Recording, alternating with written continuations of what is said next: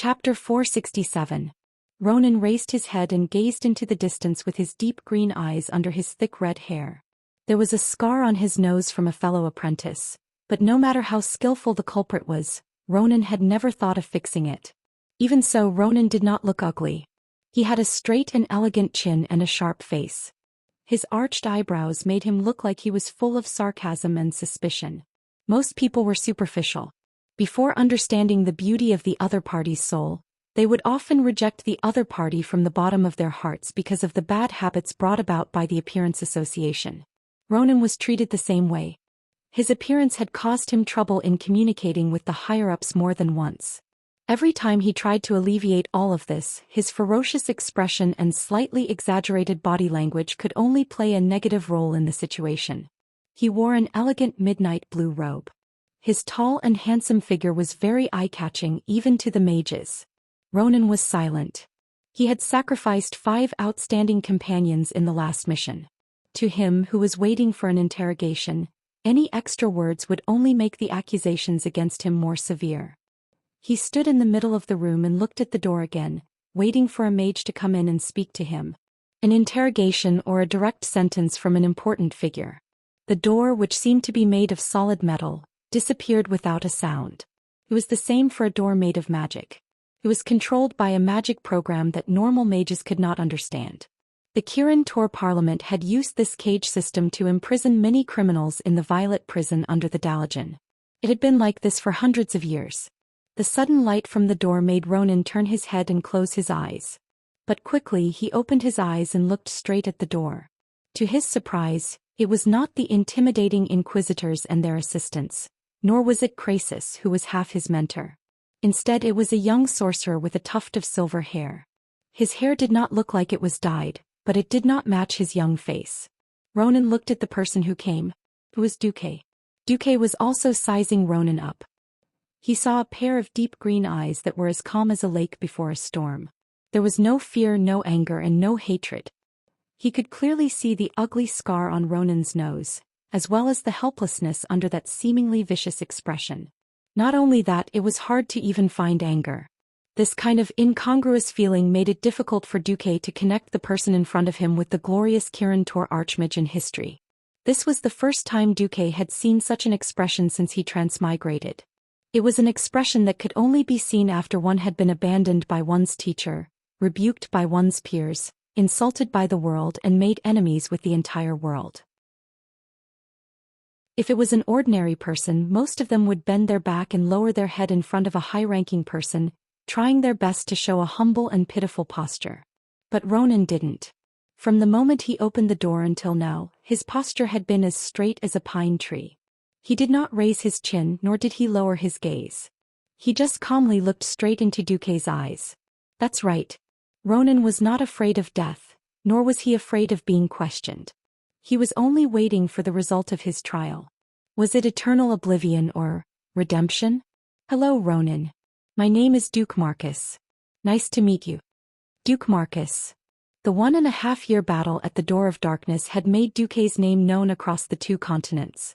For the first time, Ronan was stunned. Why would such a famous person come to see him?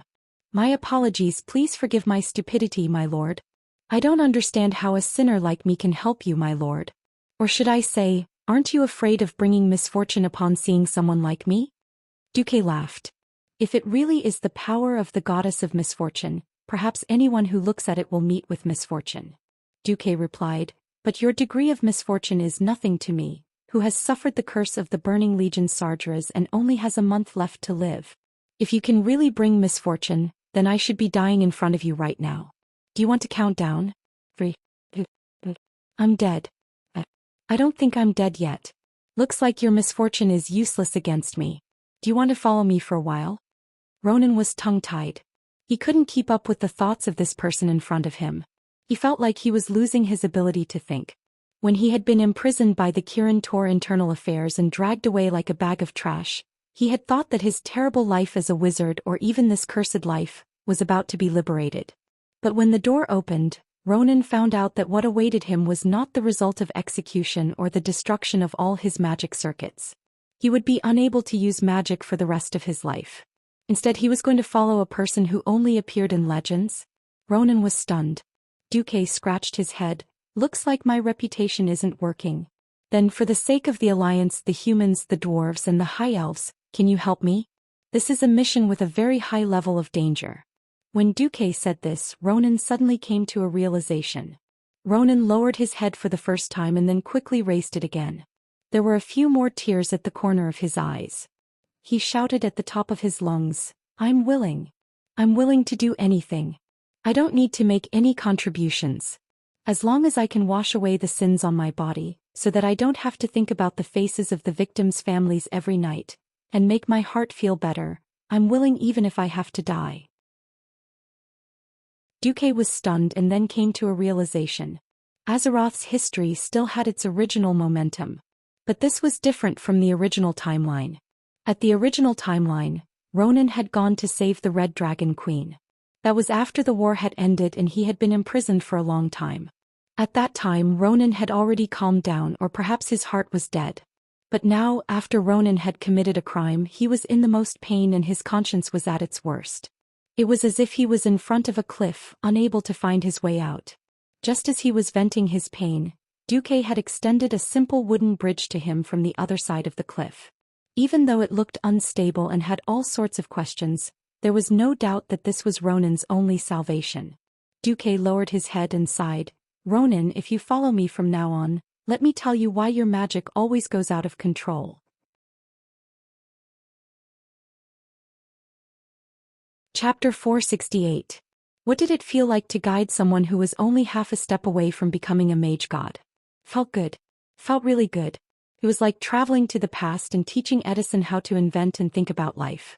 It was like teaching him to apply for a patent for his invention. If Ronan was a girl, it would be as bad as teaching a little girl who believed in Santa Claus to go to Mount Akina to watch an old driver drive. Fortunately, Ronan was male. Just like that, Duque's rescue team was formed, carrying the will and hope of the entire alliance. This was not an exaggeration at all. Tyrannies' frontal attack put a lot of pressure on the alliance. They wanted to gather their army and counterattack in one go, taking back the earthy highlands first. In the end, more than 200,000 troops were blocked by an ancient dragon at the wall of Thoradin, unable to advance. If not for the Griffin Knights of the Wild Hammer Dwarves showing enough ferocity to fight, Tyrannies might have charged straight into the army camp behind the wall of Thoradin and washed it with dragon breath. The ruler of the skies was just that domineering. Duque, Gavin, Rad, Sasha, Ronan, and Marion Firewing, who was forced into the team. This team of 5 seemed to be very low-key, but it had gathered quite a lot of big names. A deputy commander of the Alliance, a first-generation paladin, a ranger general, a future great mage and a silver moon counselor. Why did you come? Duque asked Marion, the beautiful female high elf mage. For the future of the Alliance. Duke is such a young and promising member of the Alliance. If he were to die under some terrible curse, it would be such a pity. This would also damage the relationship between Kuel Salas and the Alliance. The Sun King and the Alliance agreed that only you are the best bridge between us and the Alliance. At this point, Marion rolled her eyes and continued. Besides, isn't saving the beautiful queen from the hands of the evil and filthy orcs the standard template of a legendary story that can be sung and moved to tears?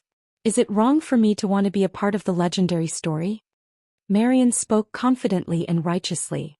But you don't have to sacrifice a Silver Moon counselor? Are we going to lose a deputy commander? She was so reasonable that Duque couldn't find any room to refute. We're going deep into the enemy's rear. No one will serve you. Duque, who had long heard of the debauched lifestyle of the High Elven mages, especially the Silver Moon counselor, wanted to give them a heads up. I volunteered to join. Even if I die in the wetlands, it's my own business. There are many people in Silver Moon City eyeing my position, waiting for me to die there. Don't worry, I can take care of myself. I won't let them get what they want. A certain Duke could only pinch his nose and accept it. Let's hope Marion won't be a burden. It wasn't that Duque didn't believe in Marion's strength, but he wasn't sure of her actions. Just like that, the 5-man team set off. Because the entire earthy highlands and the wetlands across the sea belonged to the front line, it would be a joke to fly directly to grim battle on a griffin. After the discussion of the Alliance's bigwigs and staff officers, They decided to fly to the Stormwind fleet on the other side of the Paladin Bay. Then when night fell they would use a small boat to land on the west coast of the wetlands. Dreams were plentiful but reality was harsh. Duque didn't expect that there could be conflicts between his own people and people from all over the world.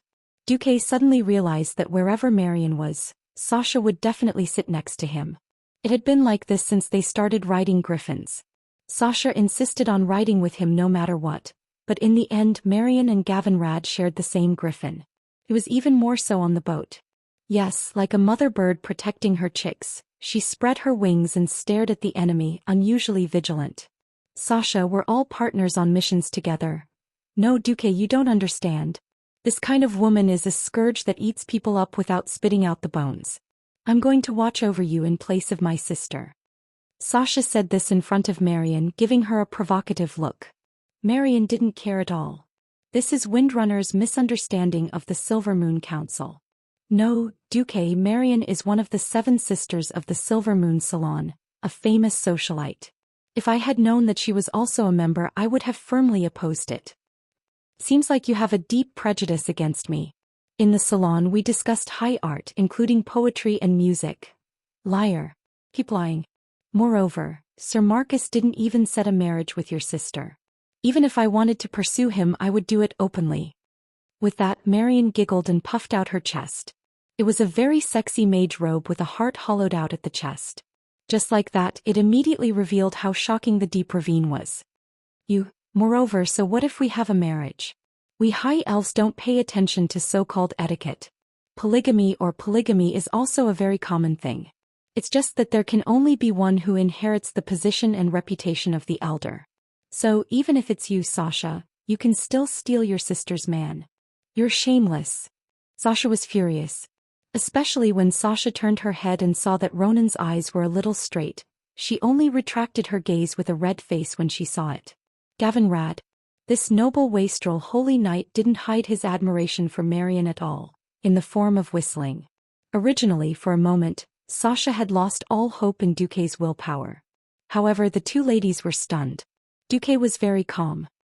He looked at Marion's pair of peaks, calm and serene without excitement or embarrassment. It was as if he was admiring a passable work of art. Duque, why did you? Sasha was stunned. Duque blinked. This is a very common attire. That's right. This level of exposure can make a veteran of 10 terabytes of romantic action movies like me get excited and have a nosebleed. You're looking down on me too much. Even elementary school animals wouldn't freeze at this level. Yes, the righteousness on the face is to hide the filth in the heart. That's right. That's it.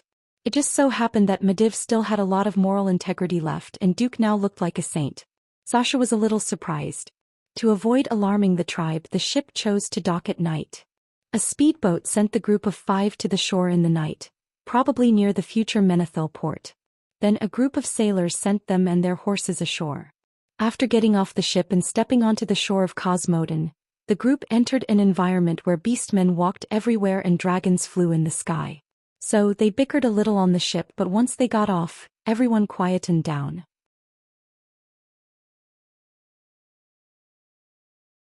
Chapter 469. On the battlefield, the situation was extremely heated. After suppressing the alliance at the Saladin Wall, the Horde desperately needed a diversion to vent their anger. Of course, Orgrim found one. Of course, it was Ghoul Dan's betrayal. Orgrim immediately mobilized the 2 brothers Rend Blackhand and Maim Blackhand, and led 50,000 men to chase after Ghoul Dan's Twilight Hammer and Storm Predator clans. Apart from that, there were also many Dragon Knights.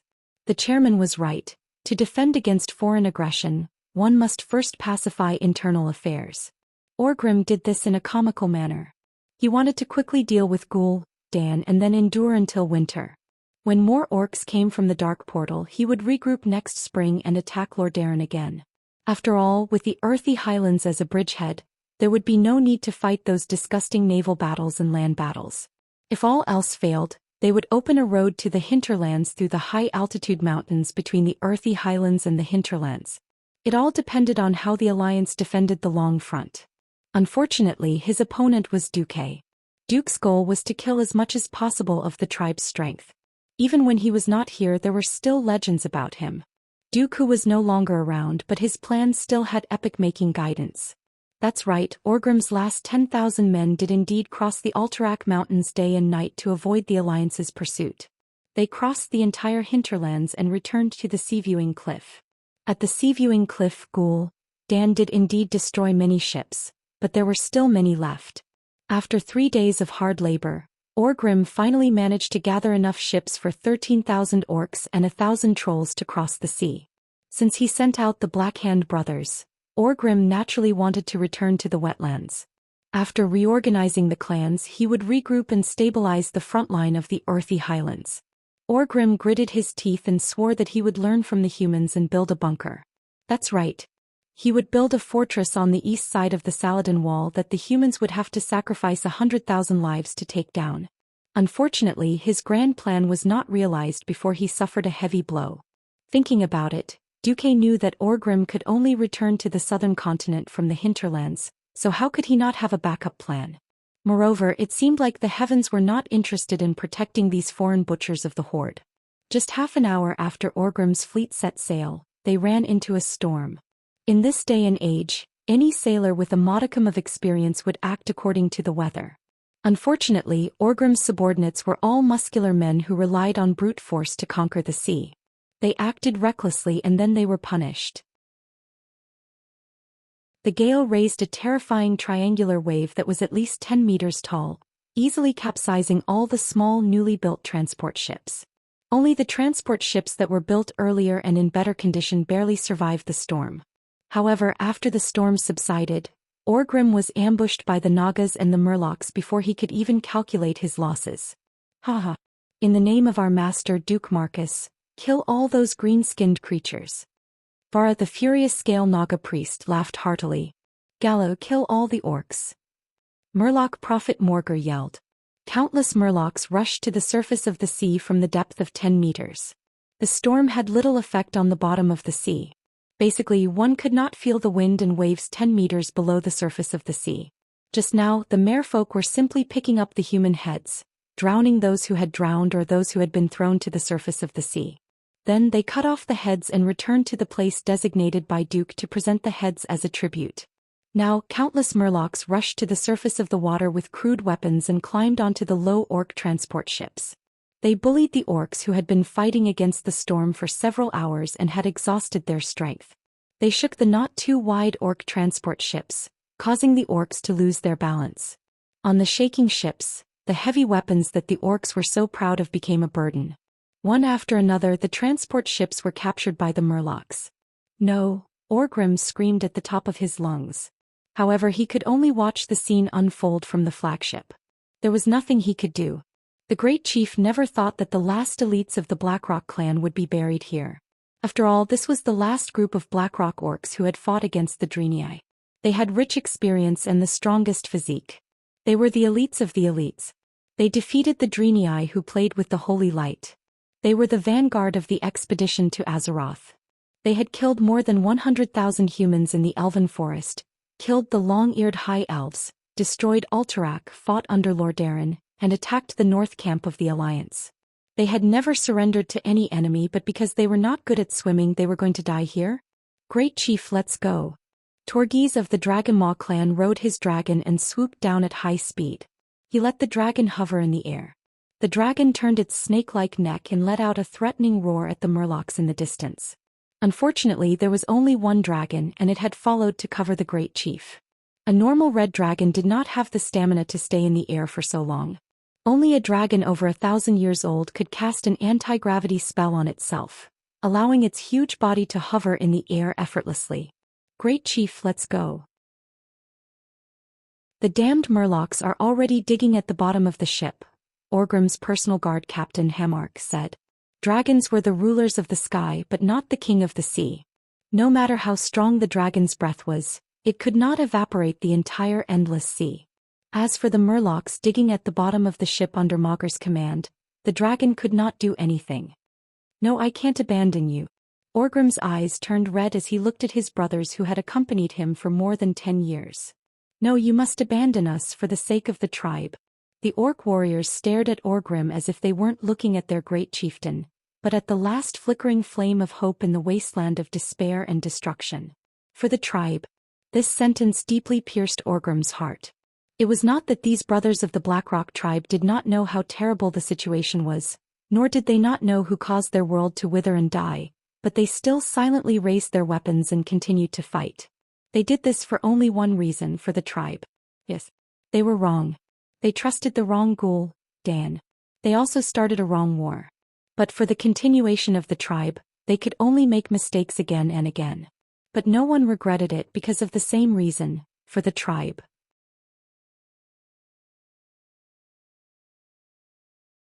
Chapter 470. Orgrim was agitated. Orgrim, who had returned to the wetlands alone, was almost in a frenzy. He mobilized all the resources at his disposal and launched an irrational attack on the Alliance. In Danmoro, Orgrim mobilized 100,000 beastmen laborers, ignoring the harassment of the dwarven assault team and forcefully breaking open the mountain. If the Iron Forge relied on the entire mountain, then the tribe would use brute force to destroy the entire mountain. In the wetlands, Orgrim stayed in the grim battle fortress for 3 days. The news that came out was that the furious chief had the beastman warlock Necros inflict the cruelest soul torture on the Red Dragon Queen. In the end, Orgrim managed to squeeze out a few Red Dragon fighters who were in hiding. Carantez, Gahirun, Christasa, Hilstrasa. 2 males and 2 females. Unable to endure the faint waves of pain that their queen transmitted through her soul, the 4 dragons jumped out on their own and landed in the tribe's bowl. As a result, the tribe now had 5 ancient dragons, or at least close to the ancient level. These 5 giant dragons harassed the Alliance's defense line day and night. The entire Alliance was in a heated argument over whether or not to kill these red dragons who had become enemies. Did the Alliance have no backup plan? Definitely not. In a throne meeting at the command center near South Shore, King Salas of Stromgard, whose country had officially been destroyed, was furious. Bang, bang, bang. He slammed the table. Those damned red dragons have fallen into the abyss of evil. I don't want to hear anything about being kind. The truth is that these giant lizards went crazy for their queen. They burned down our home in our capital. 5 dragons. They are enough to destroy every city on this road except for Dalajan and Silvery Moon. Every one of them understood Salas's rage. King Lang and General Haas, whose country had also fallen and their capital destroyed, resonated deeply. King Xian Grayman of Gilneas was the most shocked. Among the remaining Alliance capitals, his home was the weakest and closest. What are we waiting for? If we gather all the advanced mages from the Dalajan and Kuel Salas, we won't have any problem killing these dragons. Antonidas and Prince Kaelitz, who was attending the meeting as a representative, had the darkest faces. In the end, it was Antonidas who spoke. If they are willing to land and fight us, we can still kill these 5 red dragons. There are 2 problems. First, will they obediently land on the ground and bombard us? Everyone's expression turned ugly. Secondly, before you make this decision, please take a look at the list of dragons we have collected about the Red Dragon Legion. I must remind you that this list is not complete. There were 40 to 50 red dragon names displayed on the projection screen. Half of them were male and half were female. At the end of the name, the age of the dragon was also roughly stated. Dragons were divided into 12 levels according to their age, starting from the weakest hatchlings to the archaic dragons like Alexstrasza, also known as the strongest guardian dragons of the primordial dragons. Basically, for pure-blooded dragons, age was a symbol of strength. Looking at such a large group of dragon brothers, sisters and sisters, from the very old to the primordial dragons, even the most arrogant king would lose his temper. Then what do we do? Wait for death one by one? The old Xian spread his hands in despair.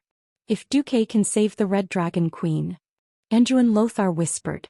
Kudrin Wildhammer shouted, isn't it just a fortress? Find a cloudy night with no moonlight, I'll gather all the Wildhammer dwarves and mount a griffin for a surprise attack. Krasis, who was beside Antonidas, finally couldn't help but speak. Please, do you think that Queen Alexstrasza, who participated in the Primordial War and killed tens of thousands of demons, is tied up in a fortress by a thumb-thick chain, waiting for you to rescue her? Then what's going on?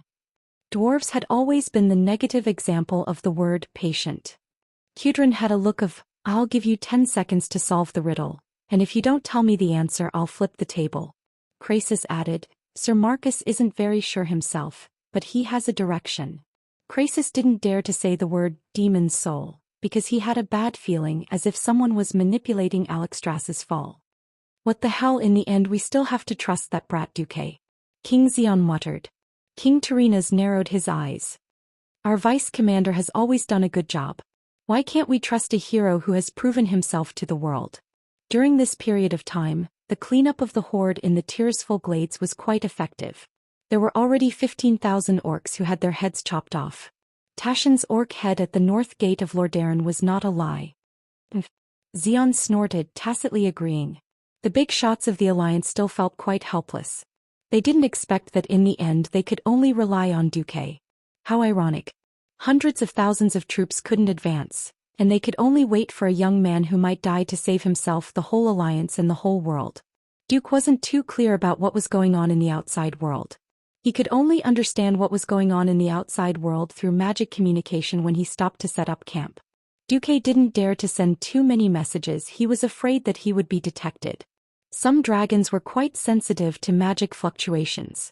He wasn't sure how many dragons in the Red Dragon army were actually working for the orcs, or were just doing their jobs. Duque didn't dare to take the risk. 4 days had passed. In this wetland full of swamps, the biggest threat was nothing more than annoying mosquitoes. Don't think that rolling around on the grass on a summer night is very romantic. When the mosquitoes swarmed you within a few minutes and stung all your exposed skin, you wouldn't be able to cry even if you wanted to. Of course, as a college student with some common sense, he prepared garlic and sulfur in advance. Garlic repelled mosquitoes and sulfur repelled snakes and bugs. While Windsor was a ranger, she loved nature. Mosquitoes were a woman's natural enemy. At first, only Duque and Marion used their tents. Later, in order to save sulfur, Marion and Duque's tents were next to each other. Windsor, on the other hand, squeezed into Duque's tent. Don't think that anything could happen. With so many third wheels around, you could turn around and everyone would know. If you didn't look at the terrible swamp nearby, the constantly changing scenery made the journey quite poetic. Thanks to the swamp that could swallow people whole, the orcs weren't as vigilant as expected.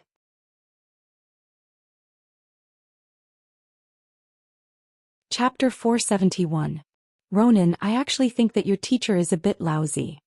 While resting, Duke was hiding under the shade of a tree as he complained. No, teacher treats me very well. Being abandoned by his teacher was a pain in Ronan's heart. He could not describe the feeling of being abandoned by the entire world. He answered Duque's question with an argument that even he could not convince himself. No, I mean, didn't he see the structure of your magic circuit? He actually gave you such a trashy magic circuit model. It's a miracle that you were able to reach the Morning Star realm.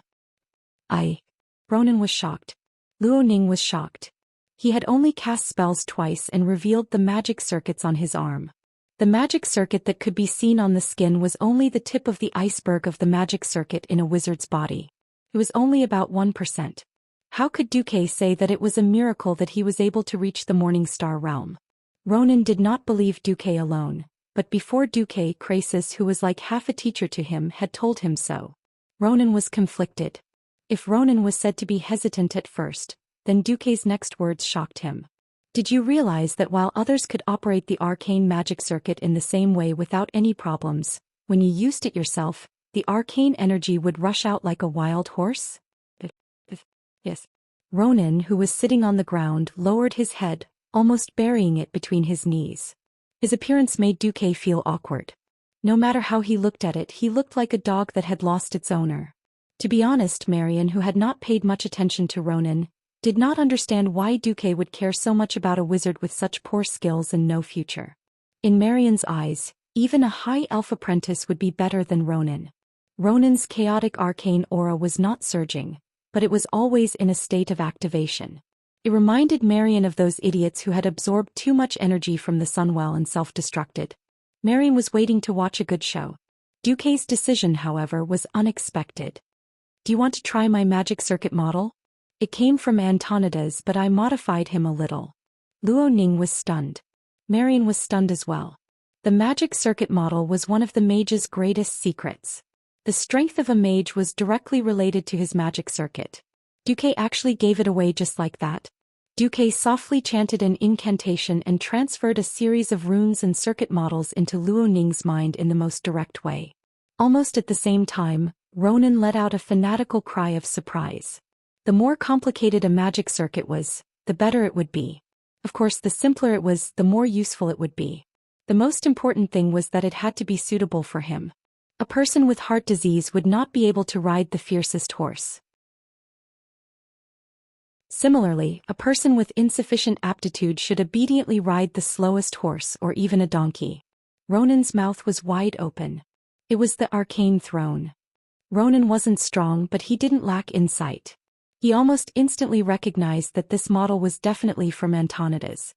He lightly simulated it in his mind and immediately confirmed that it was the arcane throne of Antonida's, the chief archmage. But it was also different. Antonida's was most famous for his ice magic, so his arcane throne was the foundation of Ice Crown. The arcane throne that Ronan obtained, however, abandoned all external output and completely used arcane magic to serve arcane magic. Luo Ning was inexplicably shocked and cried out, "Duque, how did you know that I'm most proficient in arcane magic?" Duque smiled. "I could tell at a glance." Well, from Snowstorm Daddy's description of you, he could tell at a glance. This gift is too precious. Duque, however, shook his head. First of all, this isn't the complete arcane throne. This is just a model to inspire you and provide you with reference. I'm just giving you some pointers so that you can see your own path clearly. Your previous model was too lousy and couldn't make use of your characteristics at all. Those guys also overemphasized the skills of controlling magic, which is a waste of your talent. Talent? Yes. The magic output of your arcane circuit is at least 50 times that of a mage of the same level, so when you cast spells, you only feel that your magic power suddenly rushes out and all the skills you learned are useless. The result is loss of control and explosion. For example, your arcane impact with one layer is like someone else stacking 10 layers, and the effect becomes arcane explosion. Luo Ning raised his head and stared at Duque in shock. He was completely stunned. Duque pointed out the crux of his problem, leaving no room for him to refute. Then I need to, Duque said earnestly. First of all, you need to get used to your magic power output. Just use it as powerful as possible. If you can use Arcane Missile Storm, don't use Arcane Missile. If you can use Arcane Explosion, don't use Impact. Then you can slowly adjust your magic circuit and find the balance between power and control. Then is there any way? No, you have to find your characteristics first. You have to know who you are. Only by understanding your abilities and talents in all aspects can you start to find the direction of your development. That is the path that belongs to you. All the magic training in the Daoist is actually just a method. However, that method is for ordinary magic apprentices and mages. It's not for you who is too talented.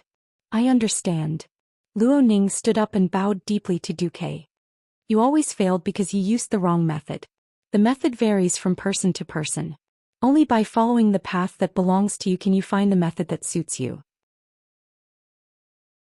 But the method that suits you doesn't necessarily mean that you will reach the end of the magic path. After all, everyone's destination is completely different. Duque raised his hand lightly.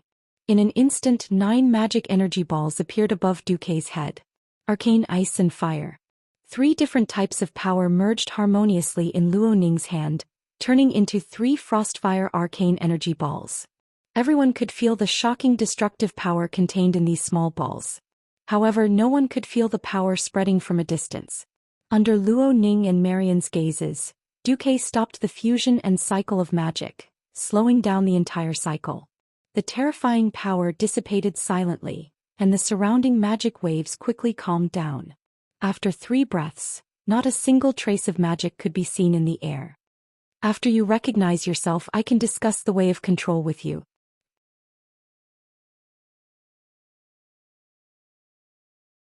Chapter 472. Sasha was about to go crazy. On one hand, she couldn't contact her 2 sisters. If Aurelia and Servanas received the message, they would definitely rush over as soon as possible. However, the message she and her rangers sent to Tirisful Forest was like a stone sinking into the ocean. She wasn't worried about her two sisters' safety. In her heart, as long as they entered the forest, they would be the strongest. It was obvious that they were being held back by a target. She guessed correctly, it had to be Grom Hellscream. Her two sisters were still brooding over the fact that they couldn't take down that fierce orc even after working together in the first battle of South Shore. Their stubbornness caused Duque to lack powerful supporters. On the other hand, if Duque and the other three guards remained silent from start to finish, Sasha wouldn't feel troubled. If they focused their thoughts on the dangerous mission that they were about to face, Sasha wouldn't feel troubled. The problem was that Duque's journey was too leisurely. If one ignored the fact that this was enemy territory, there would be at least 7 or 8 waves of flying dragons flying overhead every day. This was like an outing. Ever since they'd come ashore, they'd only traveled a little more than 120 kilometers in 4 days. This was even slower than the normal marching speed of a human army. The swamp terrain was a little difficult to walk on. At least there were many paths that were obviously made by orcs. These paths led in all directions. As long as they headed east, they definitely wouldn't lose their way. However, Duque just rode on his horse, joking with Marion and Gavin Rad. He occasionally gave Ronan some pointers, but he refused to speed up. Everyone could see that Duque's hair was getting whiter by the day. The small tuft on his forehead turned white at the temples. Sasha also accidentally saw that the skin on the inside of Duque's left arm was starting to wrinkle like an old man's. Sasha finally couldn't take it anymore. She pulled Duque behind a small hill and said, "Duque, did you notice? Your hair is rapidly turning silver." "Isn't silver good? Silver is quite pretty. Look, don't you have silver hair too?" Duque seemed to be joking as he played with a strand of Sasha's silver hair. This was supposed to be a very intimate act. Normally, Sasha would have minded it, but she couldn't care less now. "Are you still joking? Why aren't you nervous at all? Your life is counting down?" On Duque's face, there was an enigmatic calmness that Sasha could not imagine. "I don't know what you think of this war. I think that since I joined the Alliance's army, the moment I joined, every Alliance soldier should be mentally prepared to sacrifice themselves. Yes, I was afraid of it too, and I didn't want to die in agony after being tortured. But since I'm shouldering the future and fate of the 3 races with Noxus, I can't show timidity in front of my subordinates. But shouldn't we hurry to Grim Battle Fortress?" The beautiful silver-haired elf waved her tender arms agitatedly, using her body language to express her unease and dissatisfaction. "Or, do you know some important information that you don't think I have the right to know?" Sasha's subtext was, "Duque, do you think I'm not as good as my sisters?" Duque sighed. To be honest, Sasha was indeed not as good as her 2 sisters now. Aurelia and Servanas, who had become ranger generals a long time ago, had rich battle experience. They were great talents who could take charge on their own. Because the Silver Moon Council did not want the Windrunner family to have too many ranger generals, Sasha had always been a small ranger captain. Now Sasha had the best talent, but she lacked experience. Right now, Sasha's abilities were far from what she had been when she had become the boss of the Silver Alliance. Sasha, who was taking charge of a mission for the first time, was a little impatient and had the patience to observe problems. Duque could not bear to disappoint her. "It's not about whether I have the right or not. It's just that I don't know how to break out of this situation."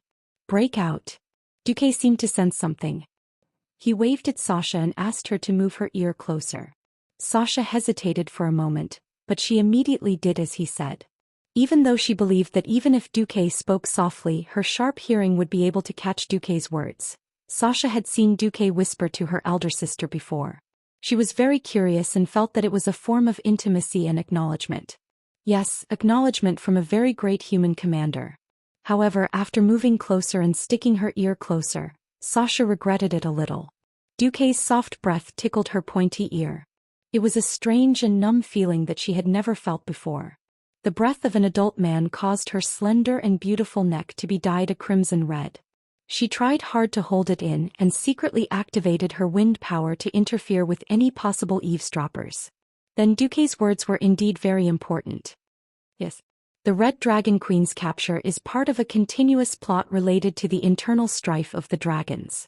If I'm not wrong, the Red Dragon Queen was controlled by the artifact that was attached to her power and soul, the demon's soul, that was transformed from the dragon's soul. This matter was most likely the doing of the legendary Black Dragon King, Deathwing.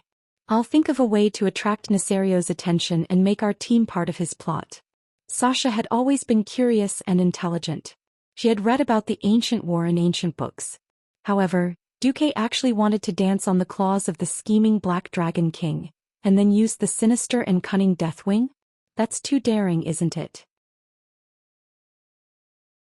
According to Sasha's calculations, unless Deathwing rushed to the Well of the Sun and courted death, even with all the power of Kuel Salus, they might not be able to kill this ancient Dragon King. Sasha's sexy red lips opened wide in surprise. She suddenly understood why Duque moved as if he was on a field trip. However, isn't this too obvious? Or is it not obvious enough to attract Deathwing's attention? What if Deathwing isn't monitoring this area? Sasha's mind was in a mess. How can I achieve the effect you want without leaving any traces? Just as Duque was about to say something, a loud noise came from the team. Under Duque and Sasha's astonished gazes, one or more beastmen's broken limbs flew into the air, and the cause of this effect was an incomparably huge ball of arcane energy. Sasha couldn't help but shout, "Ronan, you idiot!"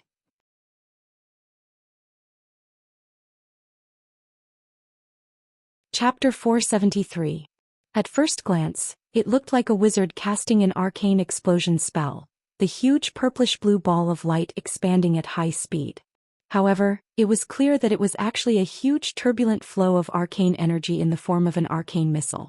After destroying the target it was supposed to attack, this huge ball of arcane energy suddenly flashed and crashed into another hill in the distance. Break, break, break, break. The violent arcane energy turned into countless blue arrows of light, turning the entire hill into a sieve. Gravel flew everywhere and the dust settled in the damp breeze unique to the wetlands. It was no wonder that Sasha was so agitated. The intense undulations of arcane energy told the red dragon in the sky that something big had happened. The dragons knew how much damage a morning star wizard could cause and would not ignore it. In this era where illiterates were everywhere, some might know that human magic came from the High Elves, but very few knew that the dragons were the ancestors of magic. In ancient times, when the creation titans had arranged for the 5 dragons to become the dragon protectors of the world of Azeroth, they had arranged for the oldest blue dragon king, Malygos, to be the protector of magic. The other dragons had their own characteristics, but they were all very sensitive to magic. As Sasha cursed, she took out the longbow on her back with dazzling movements and nocked an arrow. The orc that had just been killed was obviously not worthy of Sasha's vigilance. The enemy came from the sky. Ronan, who had just finished pouring out his magic, had yet to recover from the violent but overly effective magic attack when he suddenly felt a shiver pass through his body. The feeling scared him so much that he almost jumped up from the ground. Something was approaching. He raised his head to look at the sky, only to see thick gray cotton clouds. "Idiot, hurry up and leave." Gavin Rad grabbed the collar of this troublemaker and dragged him onto his horse. Ronan's face was pale. He realized that he had messed up again. Just because of a few orc laborers lying in ambush in a mud hole beside the swamp, he had alarmed the god of death in the sky. Trying to keep his head up on the back of the jolting horse, he saw an invisible ripple in the eastern sky, spreading out in all directions with something at its center. It was a little like a drop of water falling on the surface of water, creating a circle of ripples, only more violent. The clouds were violently torn apart.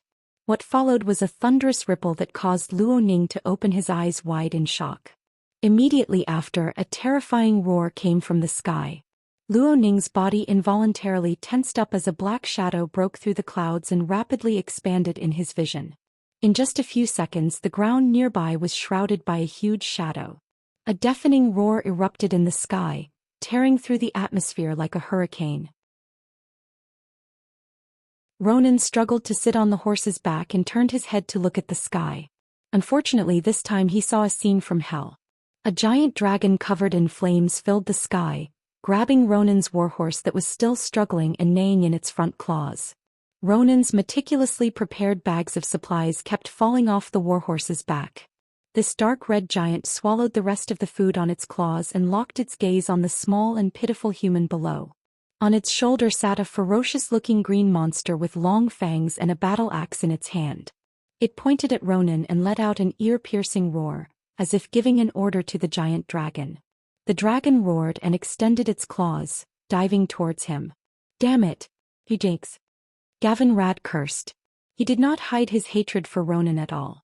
Even though Ronan was not facing the Holy Knight, he could still feel the Holy Knight's anger. It was no wonder that Gavin Rad was angry. Ronan was a troublemaker. If he did not provoke him, he would be a young dragon that was over 1,000 years old.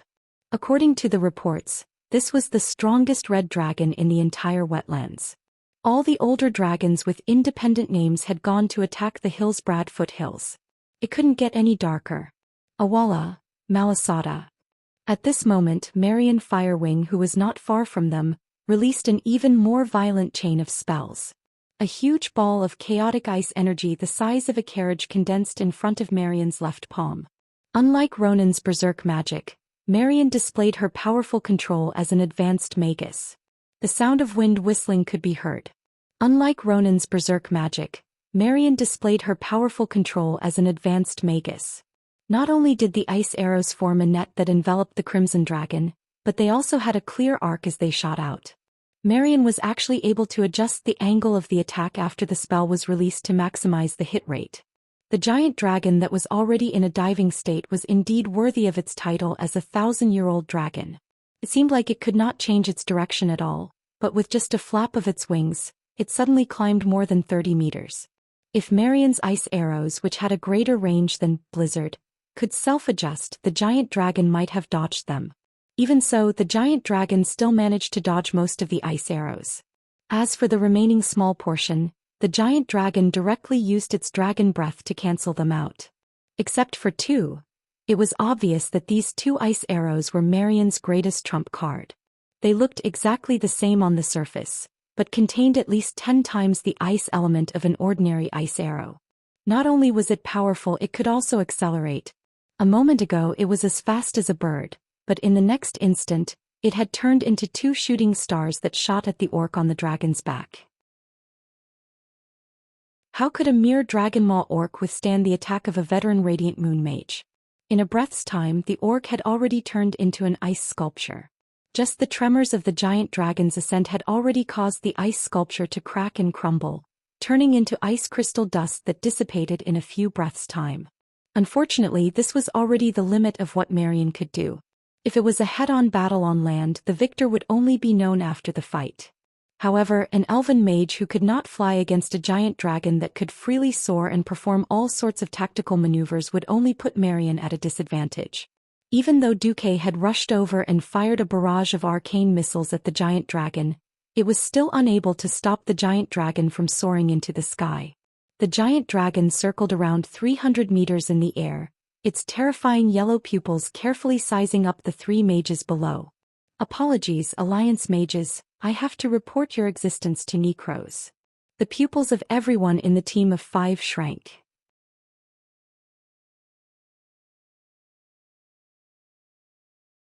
Chapter 474. Unlike the others, Duque completely ignored Ronan.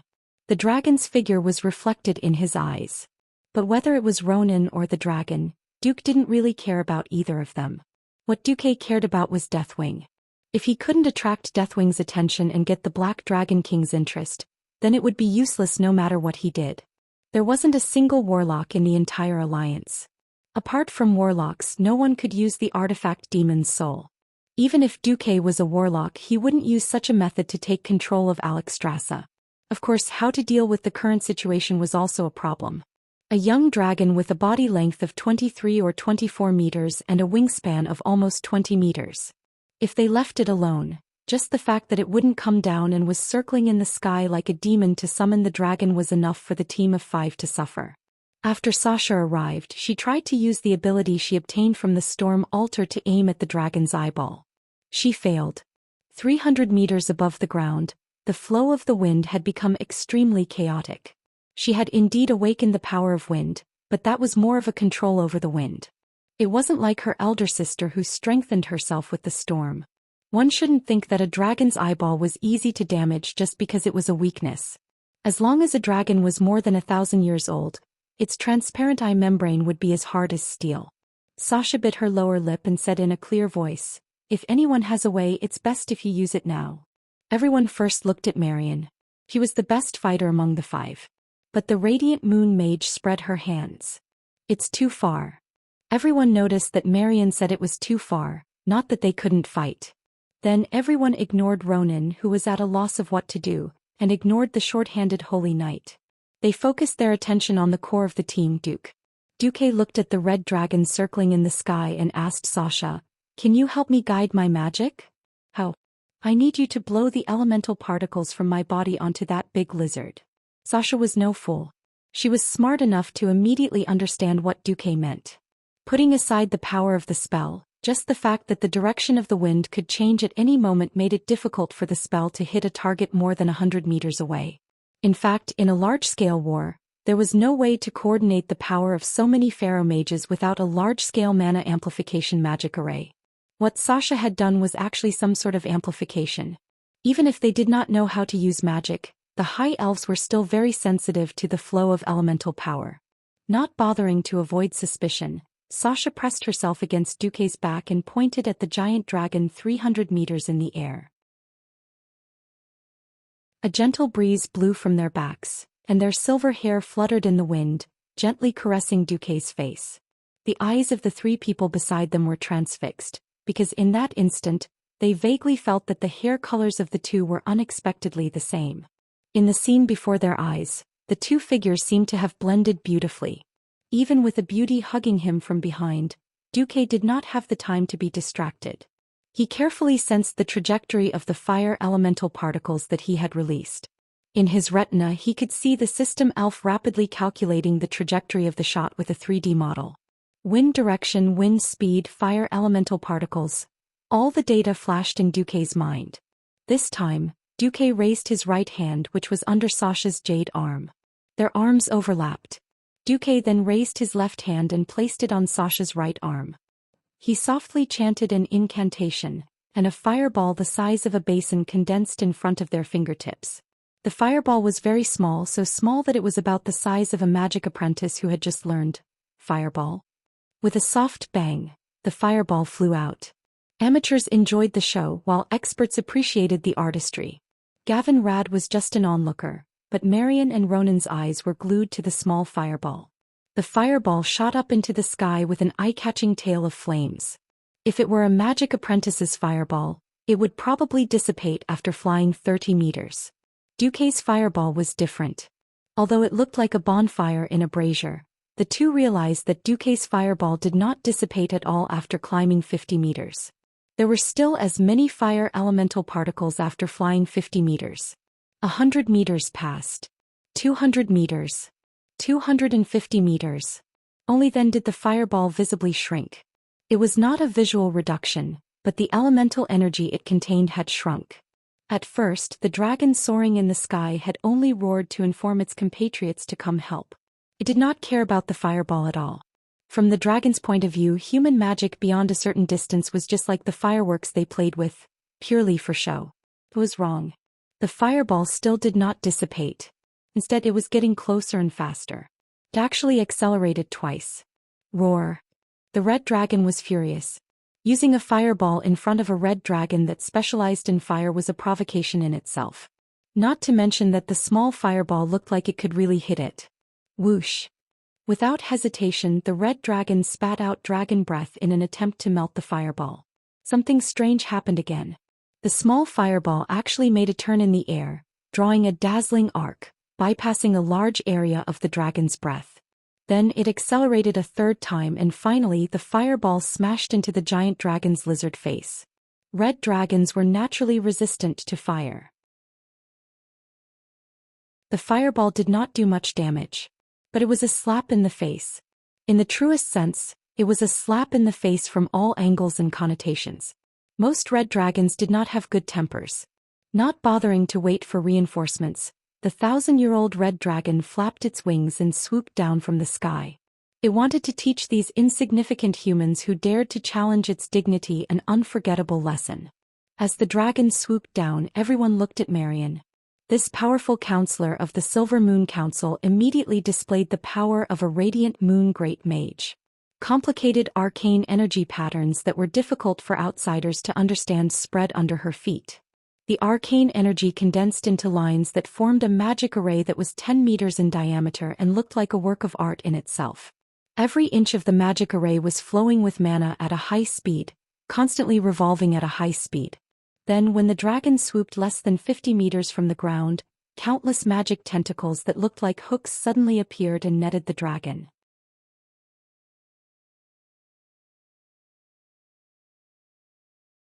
Chapter 475. It would be a joke to use magic to suppress a dragon that was known for its strength. Binding only needed to be controlled at the critical moment.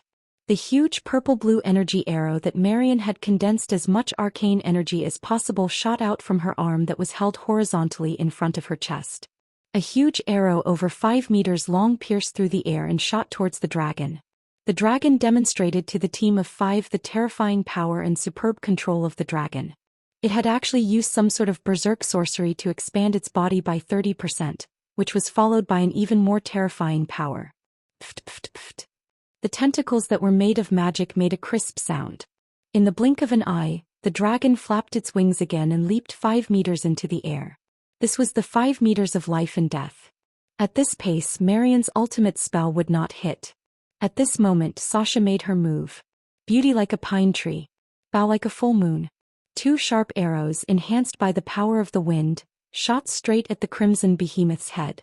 50 meters was not a short distance. It should have been faster than Marion's magic and hit the dragon's eyes first. However, the dragon's head suddenly moved at the moment of impact. A moment later, the arrow did not hit the target that Risa had expected. Even though it did not hit the dragon's eyes, the 2 arrows that contained Sasha's full power still injured the dragon's eyelids. Roar. It was an unbearable cry of pain. This could only blind it, not kill it. At this moment, no one noticed that Duque had used the swamp beside him to stack arcane impact. Most mages could stack 4 to 5 layers of arcane impact at most, but Duque had stacked it up to 12 layers. And he was using both hands, stacking 12 layers of arcane impact.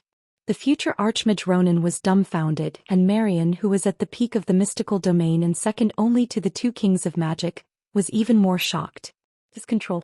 Was Duque still human? The first arcane impact was released, but it didn't hit the dragon directly. Instead it hit the left wing. Duque did not expect it to severely injure the giant beast. To the scales and thick skin of a 1,000-year dragon, a Morning Star wizard's magic was no different from a human's ordinary sword. It was a laughable method of attack. However, the impact from arcane impact instantly broke the balance of the giant dragon while Sasha was blinded. The entire dragon was flipped over 45 degrees. The second wave of arcana techniques was unleashed. This was the real deal. A huge ball of arcane energy exploded on the dragon's head. It was as if an invisible and untouchable 100-meter-tall giant had clenched his fists and punched down from above. There was a rumbling explosion in the air. In the next second, the entire dragon was blasted down by this powerful impact. No more, no less. It was exactly 5 meters. This scene was very, very funny. It looked like a frog trying to jump out of a pot of boiling water, but halfway through, it was covered by a lid and had no choice but to fall back into the pot. This kind of coordination was something mortals could not imagine. It was as if the god of fate had said that the next step was for you to die. No matter how careful you were, how you dodged, or how you defended, you still fell for it. It was a mystical force that almost reached the level of fate. But Duque did it. Without Sasha and Duque's coordination, Marion's all-out attack would have sent the dragon flying laughably. With little mana left, Marion could only wait for death. But with the 2 of them, the dragon was like prey that had fallen into a trap, unable to struggle. Sisu. Asterisk, this was the sound of a sharp blade cutting through flesh.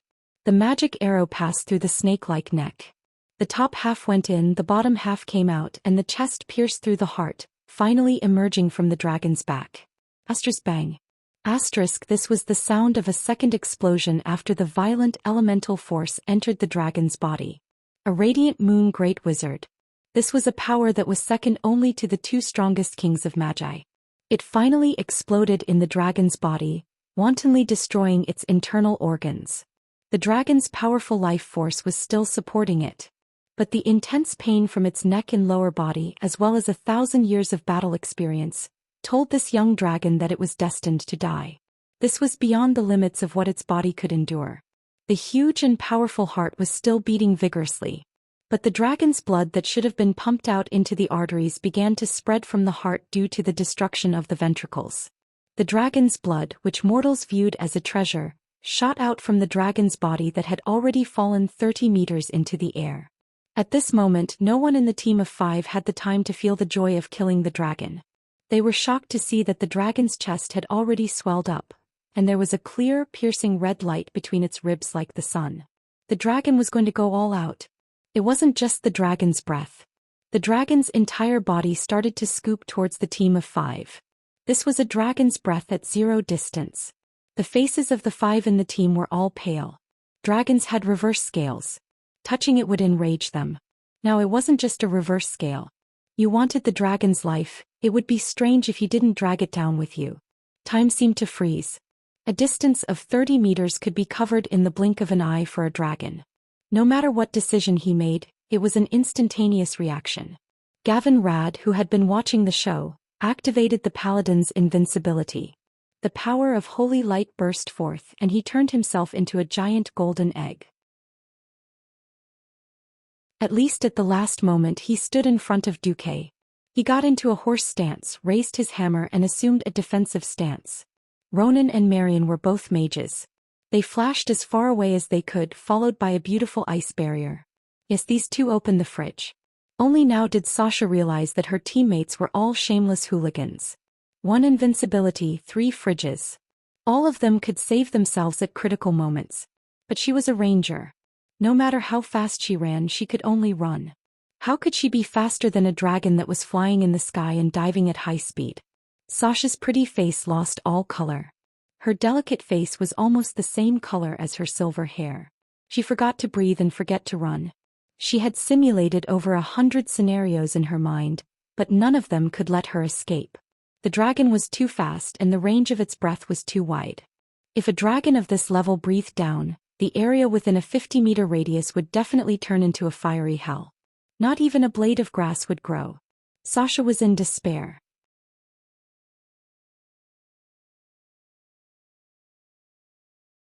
Chapter 476. Sasha couldn't help but cry out in her heart. Am I going to die? Is this the fear of death? No. I don't want to die. There are still many places I haven't been to. There are still many sceneries I haven't seen. How can I die here like this? No. I don't want to die. Who can save me? Big sister. Second sister. Fourth sister. Duque. Like a drowning person who was about to drown, Sasha's thoughts ran wild. This wasn't because Sasha was weak. It was because a ranger was a hunter and had too many limitations. Forget about the hunter's signature skill, feigned death. The so-called feigned death was just pretending to be a corpse to fool the enemy into thinking that you were really dead so they wouldn't attack you. The problem was that this giant dragon's destructive breath was indiscriminate. Without a way to defend against the fire element and space to dodge, she could only rely on her own resistance to take it. Could Sasha's petite body take it? For a ranger who focused on agility and dodging when there was no way to dodge, it was time to die. It was no wonder that Sasha was in despair. In the last second, Duque did a series of actions that would dazzle anyone's eyes. A special arcane explosion blasted a rectangular hole in the ground that was big enough for Sasha to hide in. Mud flew everywhere and at the same time, a stench unique to the mud of the swamp spread. Duque pressed down on Sasha's shoulders with lightning speed. With unimaginable strength and speed he pushed the dazed Sasha into the hole. He even stuffed something into Sasha's hands. Almost at the same time, a giant ice pillar appeared out of nowhere, stabbing into the ground between the two of them and the giant dragon. After Sasha was pressed into the hole by Duque, she leaned against the ice bed that had appeared out of nowhere. Her sky blue and almond-shaped eyes were wide open as she looked at Duque in disbelief. That moment seemed to last for eternity. Sasha swore that as long as she lived, she would never forget this moment. Everything at the edge of her vision had been dyed golden red. The sky, the atmosphere, the rising dust and the flying bits of grass, all were dyed with the same ruinous hue. She could clearly feel the unparalleled heat coming from the ground and the ice bed. She could almost see that in the next moment he would turn into ashes right in front of her eyes. This handsome man who was almost as beautiful as her, the real lover of her elder sister, would die in front of her just like that, just to protect her? A very clear feeling of heartbreak filled all her emotional space. Seeing Duque's face that had suddenly become extremely handsome and pleasing to the eye, Sasha was completely stunned. Duque gave her a reassuring look, then opened his right palm, stretched out his 5 fingers and activated the ice barrier in front of her. A trapezoid of ice that appeared out of thin air enveloped Duque, separating him from Sasha. Fridge. A mage's absolute defense. Unless one's elemental energy was too much weaker than the enemy's, a mage would be invincible during this period of time. The weight of the ice pushed Sasha deeper into the ground, flattening and compacting every inch of space around Sasha. As Sasha had already been pressed into this rectangular pit, she wasn't directly pressed by the ice. Instead, because of this, Sasha became even safer. An incomparably high temperature descended. First, it was her head, then her entire body. The temperature from the soil became even higher. If it was said that she felt like she was being roasted on a fire earlier, then now she felt like she was being thrown into the mouth of an erupting volcano. It was a terrifying feeling that her skin was about to be roasted just by touching it. She felt like she was stuck to the edge of the pit. Am I going to die? Sasha couldn't help but scream in her heart. But through the transparent ice, she saw Duke's expression frozen in the layer of ice. It was a gentle, reassuring smile. If you knew that I'm still going to be roasted to death after all that you've done, would you still smile so gently? Sasha continued to scream in her heart. At this moment, Sasha suddenly realized that her right palm was glowing. She turned her head in shock, only to realize that it was a very rare epic-level trigger shield accessory. A gentle barrier of light with a chilly aura covered Sasha like an eggshell, perfectly blocking the high heat that was pressing in from all directions. Sasha finally calmed down. She murmured softly, "Did you predict this as well?" There was no longer any threat or fear. Sasha, who had finally relaxed, reached out her left hand and caressed it. She pressed it against Duque's right hand through the ice. Her face was also pressed against the ice, enjoying the special coldness. After the mage's ice barrier was activated, the mage was fixed inside like an ice sculpture. The mage inside seemed to have stopped everything, but in fact his thoughts hadn't. His sight and senses were still working.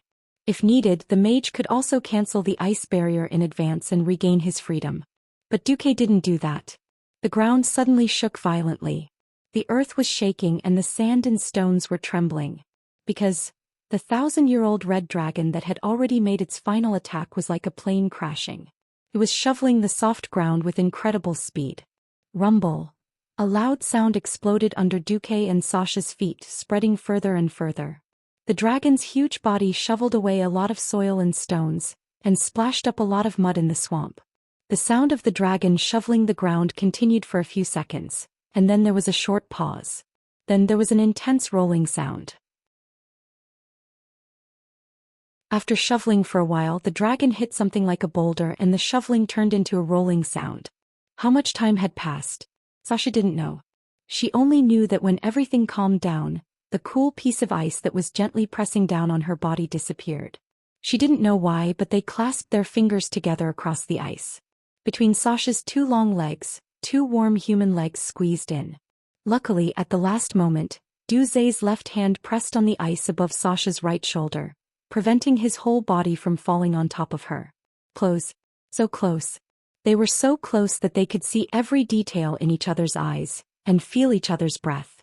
Their faces instantly turned red. Time seemed to freeze again. Suddenly, Gavin Rad's untimely shout came from afar. "Boss, are you okay?"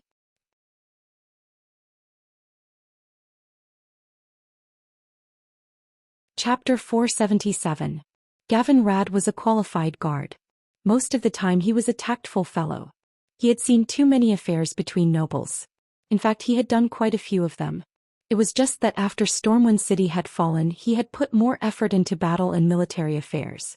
Just now, when the dragon had tried to plow the ground, even though Gavin Rad was invincible, he had been sent flying by the huge impact. He was not hurt, but he had been thrown into a shallow swamp. He was in heavy armor and was in trouble. He could not run over, so he could only shout nervously. Who knew that Duque would have such romantic thoughts with his rumored sister-in-law in a situation like this? This rough man's words had messed up the atmosphere between Duque and Sasha. That was not enough. And then there was the next sentence. Boss, are you dead yet? If you're not, make a sound. Duque did not make a sound. Instead he used an arcane spell to write the word, humph, in the air. Gavin Rad, the single dog, was dumbfounded. Luo Ning was fine, but he was a little unlucky when he activated Ice Barrier. His whole body was sent flying by the dragon and he landed in a swamp far away. After the Ice Barrier was deactivated, he fell into the mud like a tree.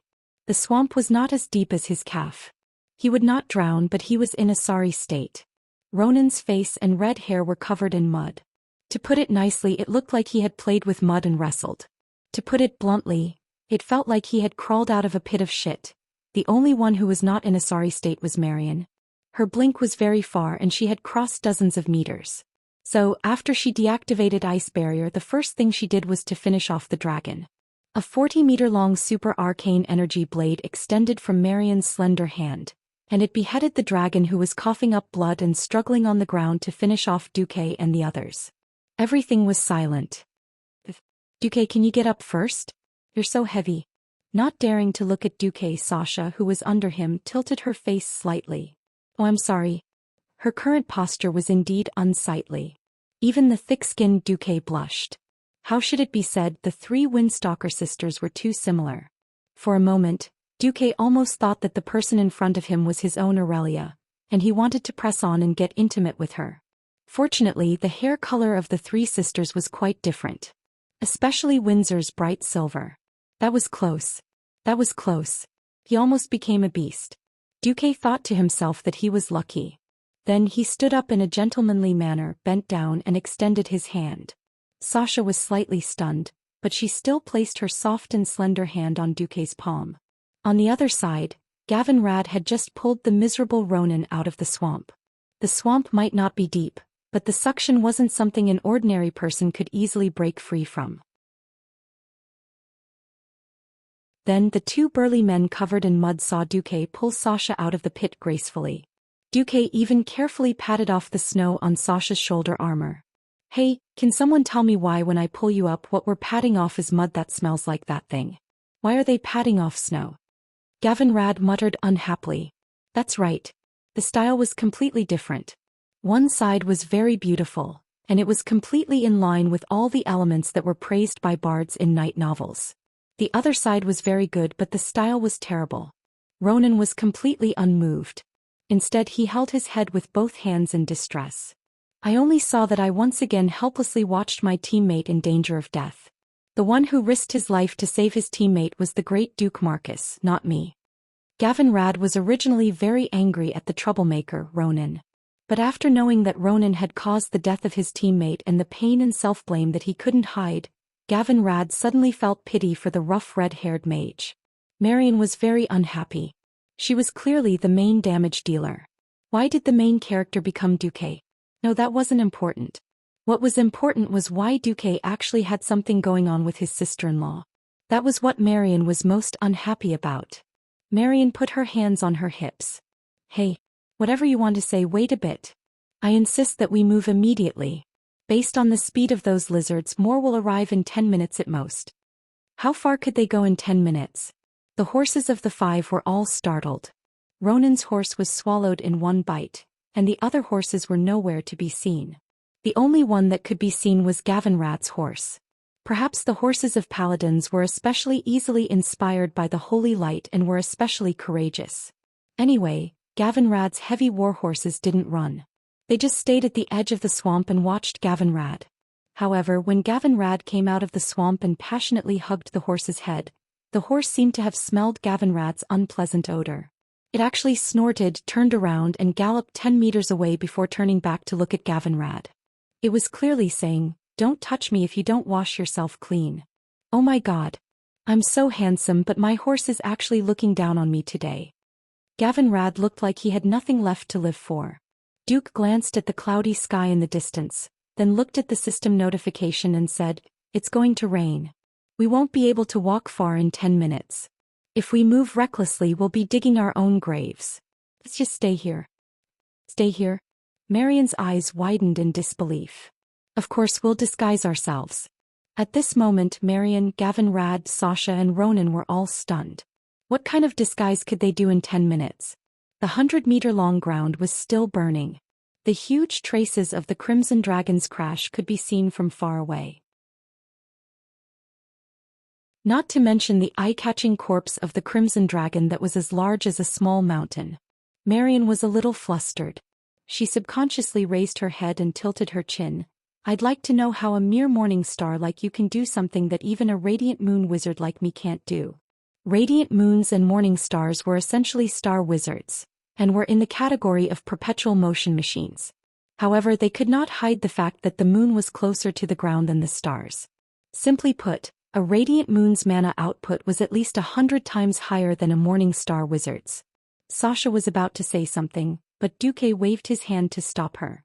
Duque didn't seem angry at all. In terms of strength, I obviously can't compare to you. However, in terms of some minor magic techniques, you can't compare to me. With that, Duque snapped his fingers and everyone immediately discovered that the surrounding scenery had changed.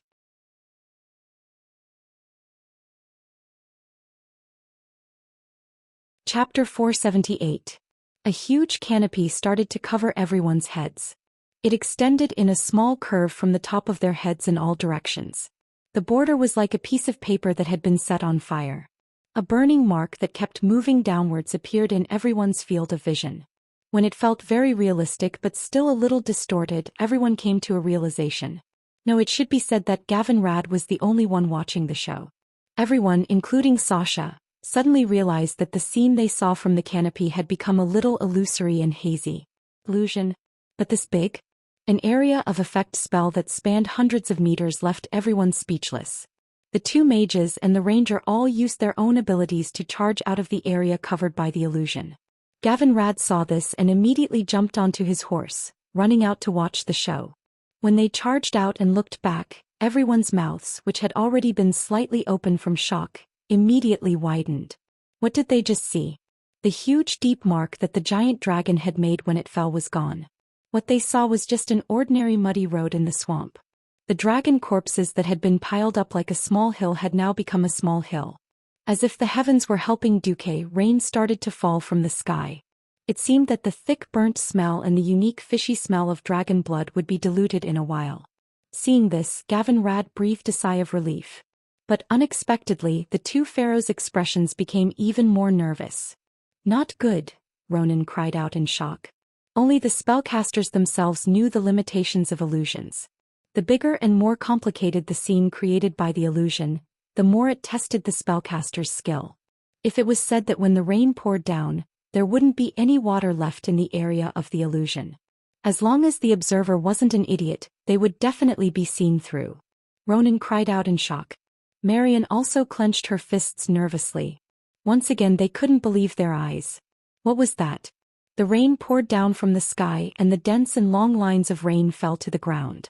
It didn't have the unstable feeling of being in a trance like a low-level illusion. It did not have the rigid intermediate illusions, which did not care if it was raining or scattering sand. Everything inside the illusions would be absorbed without making a sound. They only saw that after the rain line fell into the field of illusion, it looked like the rain line was still falling naturally from the outside. When it fell to the ground it created small splashes, and when it fell into the puddles of the swamp, it created small ripples. Furthermore, they weren't rigid and identical water ripples. They were ripples of different sizes that would affect each other. The four of them were dumbfounded.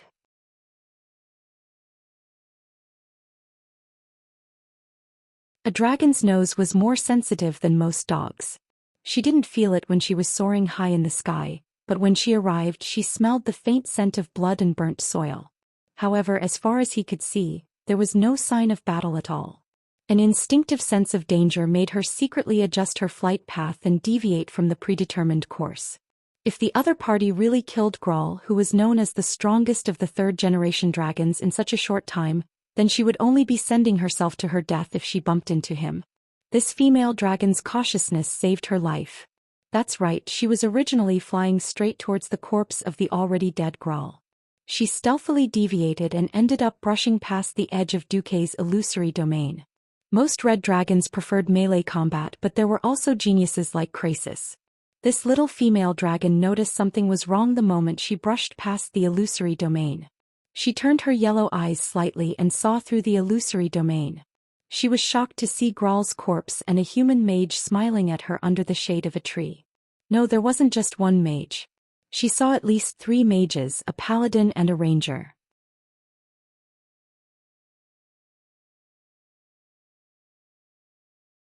Chapter 479. In that instant the little female dragon had 2 choices. One was to become the beastman's loyal dog and point out the location of Duque and the others.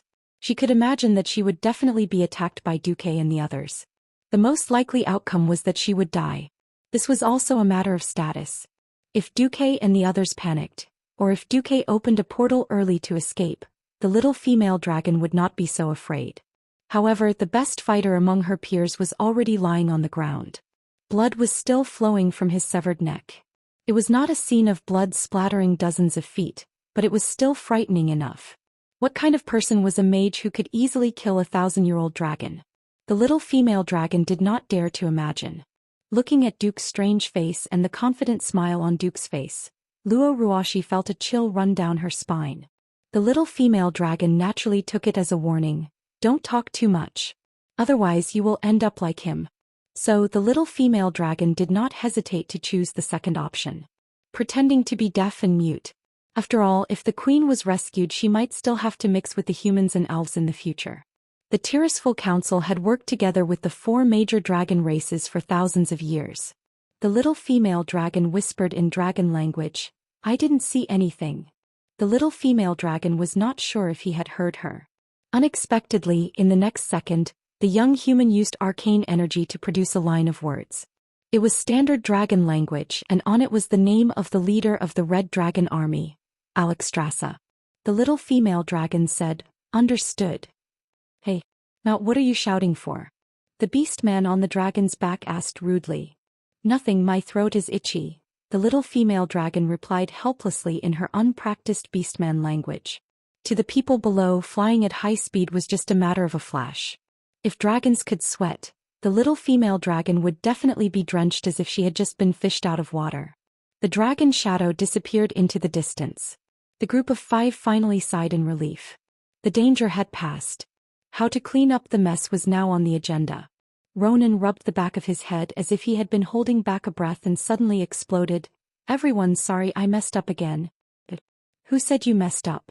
Duque said with a straight face. "I thought you had a bright future and could attract enemies, so I taught you how to use your magic talent. I'm the one who should feel sorry for letting you become bait without knowing it." Is this true?" Luo Ning froze.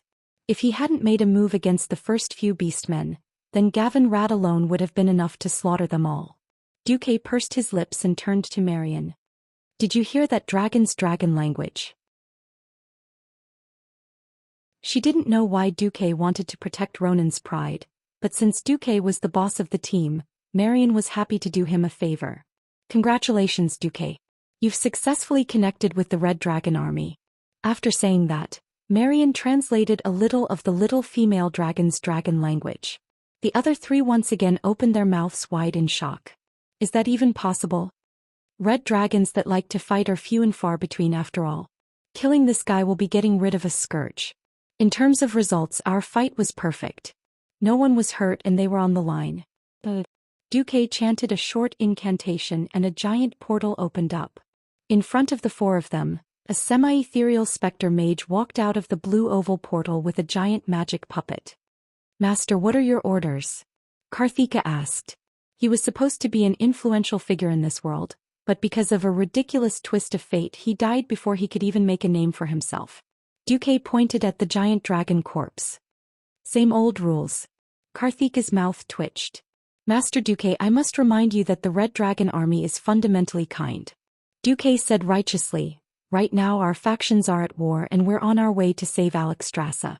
If the Red Dragon Queen is that petty, I'll make sure she doesn't have a good time." "Alright, you're the master. Whatever you say." Karthika waved his hand and more arcane puppets ran out of the portal. Under his command they skillfully dissected the dragon corpse. The third-generation red dragon Grizzla, who had a bright future ahead of him and had a high chance of becoming an ancient dragon, was dissected and transported away in front of everyone. The entire process took less than 20 minutes.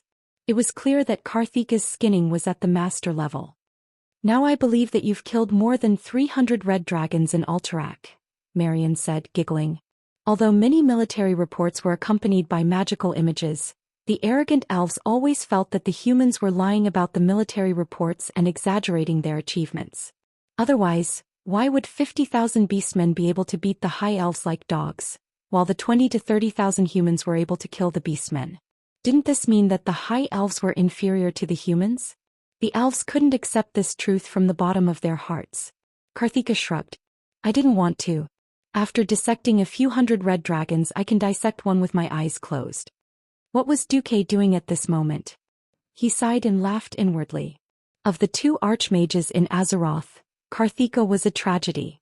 Unless he joined the Lich King in the future, he would be like this for the rest of his life. Who knew if Luo Ning would be able to rise to the level he had in history, in this life? However, this wasn't something that Duque had to worry about. After the dozens of arcane puppets which had been created using the Karazhan Curator as a blueprint cleaned up the scene, Karthika retreated with his subordinates. "Alright, what do we do now?" Gavin Rad looked at the supplies that had been brought back from Karazhan and was worried that there weren't enough horses to transport them. This was because the food stored in a mage's storage bag would sometimes go bad. Duque suddenly laughed. He flipped his hand and pointed behind him with his thumb. "Why don't we ask our friends over there?" No one knew what Duque was doing. In grim battle, Queen Alexstrasza, who had transformed into her human form and had been lying on the cold floor, twitching in pain, suddenly opened her eyes.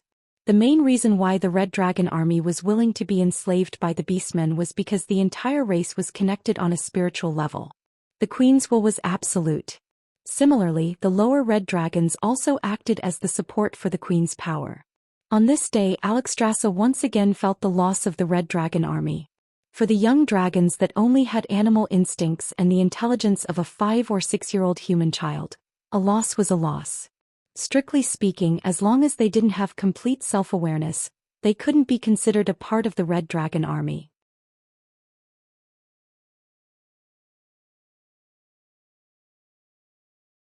Chapter 480. It was different this time.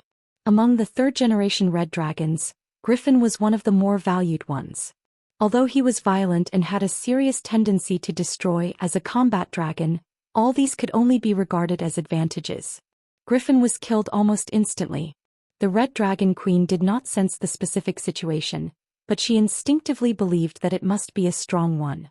But the image of the soul sent by a little female dragon later made Alexstrasza not know whether to laugh or cry. Duke Marcus. The moment she saw the image, Alexstrasza recognized Duque. To be honest, Alexstrasza had never taken the strong humans seriously. There were only a few humans who could really catch her eye. Back then, even when it came to Breaking Dawn mages and monarchs like Anastrian and Antonidas, this queen only said, "Oh," and did not continue. Even in the long tens of thousands of years, there were not many great people who could be remembered by her. The only one she remembered was Duque, and it was Duque who was only an earth mage at that time. There was no other reason than that the siege of Karazhan had left a deep impression on her. The magic barrage that was like a torrential rain, the magic baptism that seemed to be able to cause the entire Red Dragon army to suffer heavy casualties, was actually forcibly turned into unprecedented fireworks by that little Duque. Alexstrasza felt as if her entire race had been toyed with by Duke. She couldn't even hit the target with a small spell that didn't even count as an itch, but would always hit the target. Later on, she had to secretly be grateful to this cunning young man, and almost gave him a certificate of merit. Now he was here again. As a possible savior. Speaking of which, being controlled this time was the dragons shooting themselves in the foot. Because of Nesario's betrayal, the dragons suffered heavy casualties, and even caused the blue dragons to almost go extinct. In the end, the corrupted soul of the dragon was taken back, and the dragons cast a spell on this divine artifact that had become the soul of the demon, making it impossible for any dragon to use this divine artifact. But the arrogant dragons forgot about the other races, which led to today's humiliation. If it was in the past, she wouldn't have cared if the Alliance sent a kid to save her. Unfortunately, after being controlled by the Devil's Soul and enslaved by the orcs, the dignity of the dragons had been trampled on. Being chained up, being wantonly beaten, and being subjected to pain on the soul level. Moreover, the orc warlock Necros was already using her as a bargaining chip to force the second-generation dragons to mate and produce more young dragons for the tribe. If Alexstrasza hadn't discovered that as long as she maintained her human form, the orcs wouldn't force her to mate with other dragons, the outcome might have been even worse. In fact, Alexstrasza couldn't hold on much longer. She could feel herself weakening on a spiritual level. If she completely succumbed or weakened, then she would not be able to maintain the protective magic on her dragon egg to protect her child that might be born. The Azeroth dragon was a little strange. The eggs of the female dragon were not the real offspring. Just like a human female's egg, not every egg would become a child, but an egg would be released every month. The red dragon was similar. Female dragons would ovulate at relatively regular intervals. Dragon eggs. However, these dragon eggs could only hatch and become real dragons after the male dragon imbued them with a special spiritual inheritance and power. Of course, female dragons could also use their power to catalyze the eggs to hatch young dragons, but these young dragons were usually just trash. The power of the parents determined the upper limit of the offspring's power. If a dragon wanted to give birth to a strong offspring, it was best to find a dragon of a similar level as a partner. Alexstrasza knew very well that countless ambitious people were eyeing her precious dragon eggs. The Red Dragon Queen couldn't help but mutter in her heart, "Duque, come and save me. If you can save me before my babies are destroyed, then I'll be grateful to you for the rest of my life. Otherwise, if it's too late, don't blame me for taking it out on you. It seems like I can't beg a little human to be so perfect. I'm so conflicted." On the one hand, she had to place her hopes on Duque and hope that he would come quickly. On the other hand, she felt that it was too much to place her hopes on a human who wasn't very powerful. Alexstrasza, who was deep in the whirlpool of despair, was actually a little confused at this moment. Duque could not guess the thoughts of the once high and mighty Red Dragon Queen. At this moment, Duque had met an unexpected ally. In the original time and space, when the Alliance mobilized to save the Red Dragon Queen, the main force of the Horde had already been defeated, leaving only the scattered tribes and clans resisting stubbornly. Therefore, in the entire wetland area besides the Orc Dragon Riders of the Dragonmaw clan, there were also a large number of Alliance armed forces. The Griffin Knights of the Wildhammer Dwarves from the Eagle Nest Mountain, the Bronzebeard Dwarves from the Iron Furnace Castle, and the Silver Hand from Lordaeron. At this point in time, this was the standard definition of the enemy's rear. Duque didn't expect anyone to come here to help him, but who knew that he would meet an important person, Prince Muradin Bronzebeard. He was said to be a prince because the father of the 3 Bronzebeard brothers had died, and now Magni Bronzebeard was the king. As Magni's second brother, Muradin was naturally promoted to a prince. After the little female dragon ran away, seeing Muradin and a group of dwarven warriors emerge from the ground, Duque was dumbfounded. "Why are you here?" "Nonsense. You, the deputy commander of the Alliance, can come. Why can't I, the Cosmodan dwarf, be here?" Yes, dwarves were always so simple and direct. In the eyes of humans, this was almost too rough. Duque couldn't help but smile. That's right. Strictly speaking, this was still dwarven territory, just that it was occupied by the Horde. I was wrong. "I'm so happy to see you, my friend." Duque bent down happily and opened his arms. Duque immediately knew that he was too happy. "Welcome, Bronzebeard Dwarf, my eternal friend." Muradin, who was carrying at least 60 kilograms of armor, almost pounced on Duque and gave him a bear hug. Kulal. Duque could clearly hear the crisp sound of his bones. Just a little more and Duque felt that he would have broken many bones all over his body. Muradin immediately realized that he had gone too far, and immediately let go of Duque. "Damn it, you human mages just have weak bodies. Woo-woo. I'm asking for it. It's my fault. I'm just a university animal and I transmigrated to this body. You're blaming me? I'm already training. I'm training, all right."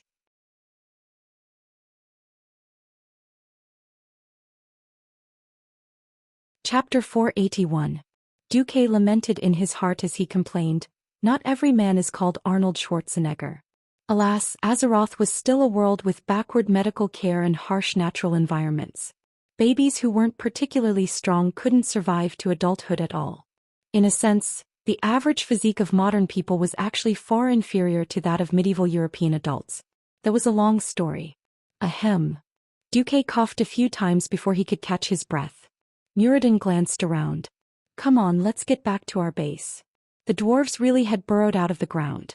No one would have thought that under the wet, muddy swamp, the dwarves had opened countless tunnels.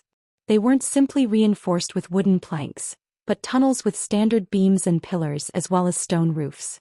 Looking at the tunnel, which was rather low by human standards and was wet from time to time, Muradin immediately apologized. I'm sorry, my friends, we didn't mean to mistreat you. After all, this is built to dwarven standards. The most majestic dwarf wouldn't be taller than 1.6 meters. So the dwarves already found the tunnels at a height of 1.8 meters to be very comfortable. This was hard on the big guy Gavin Rad, who had to crouch all the way along. Walking in the tunnels, everyone got over it. Only Marion used her magic, a little disgusted. She covered the entire ceiling, walls and ground with frost elements to make sure that the places she walked were relatively clean. Muradin frowned but didn't say anything. As they walked and talked, Duque finally learned why Muradin was here. At the beginning of the alliance, Muradin had stayed in Lordaeron as the highest representative of the bronze-bearded dwarves in the alliance.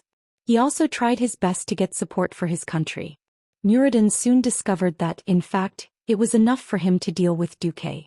Because as long as his request wasn't too outrageous, Duque would get it for the bronze-bearded dwarves even if he had to go to other human kingdoms to extort, and use his own fleet to deliver it directly to the meeting point on the northern coast of Ironstove Castle.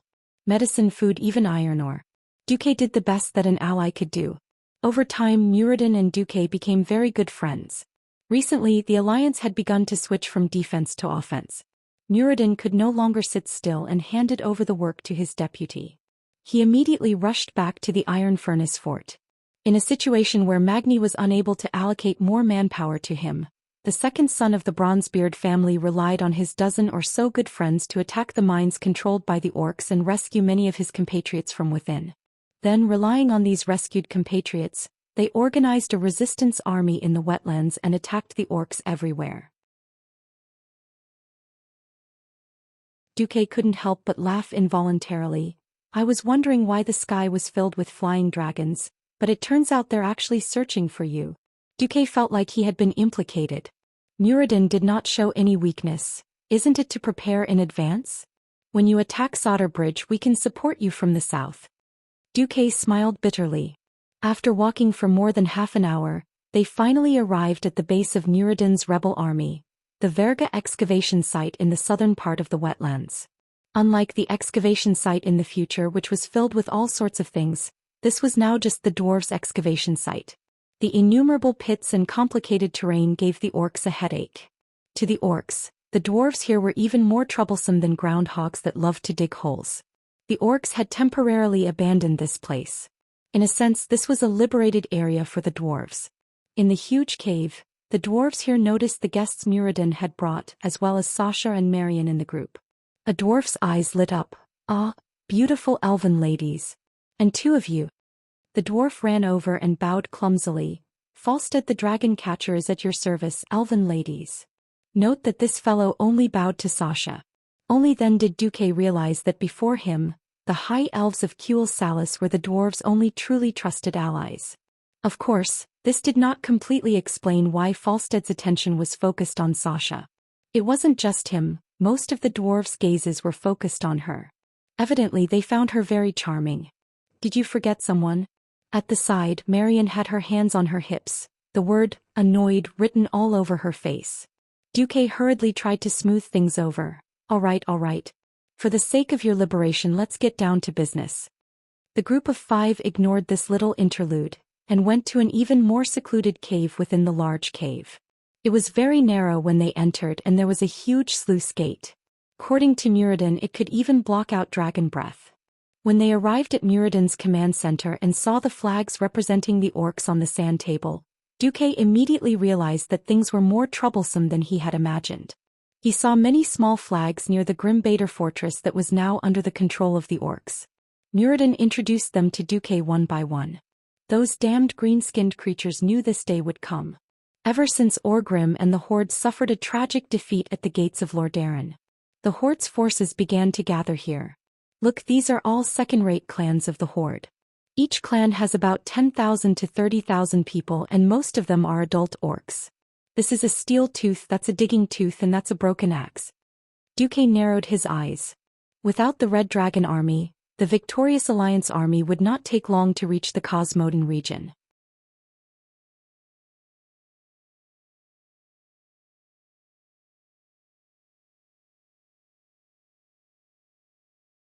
Chapter 482. In history, Muradin and his younger brother Buf Lang Bronzebeard founded an organization known as the Association of Explorers. Later, one of Muradin's adventures took him to the icy hell of Northrend in the north. There he began to search for a cursed sword called Frostmourne. However, he was surrounded by a large number of undead troops and forced to retreat. Under the fierce attack of the undead troops, he found himself rescued by his old friend Arthes. In this way, Muradin followed Arthes step by step into a dead end. Even when he saw Arthes disobey his father's orders and burn the departing ships, even when he saw Arthes recruit local mercenaries to fight for him, and then kill them treacherously, Muradin still did not abandon him. It was not until he defeated the guards and found Frostmourne that Muradin read the inscription on the tablet, told him that it was a cursed sword, and immediately prepared to leave. However, Arthes did not care. He walked to the pedestal and took out the sword. The sword burst out of its ice prison, and the flying fragments pierced through Muradin like spears.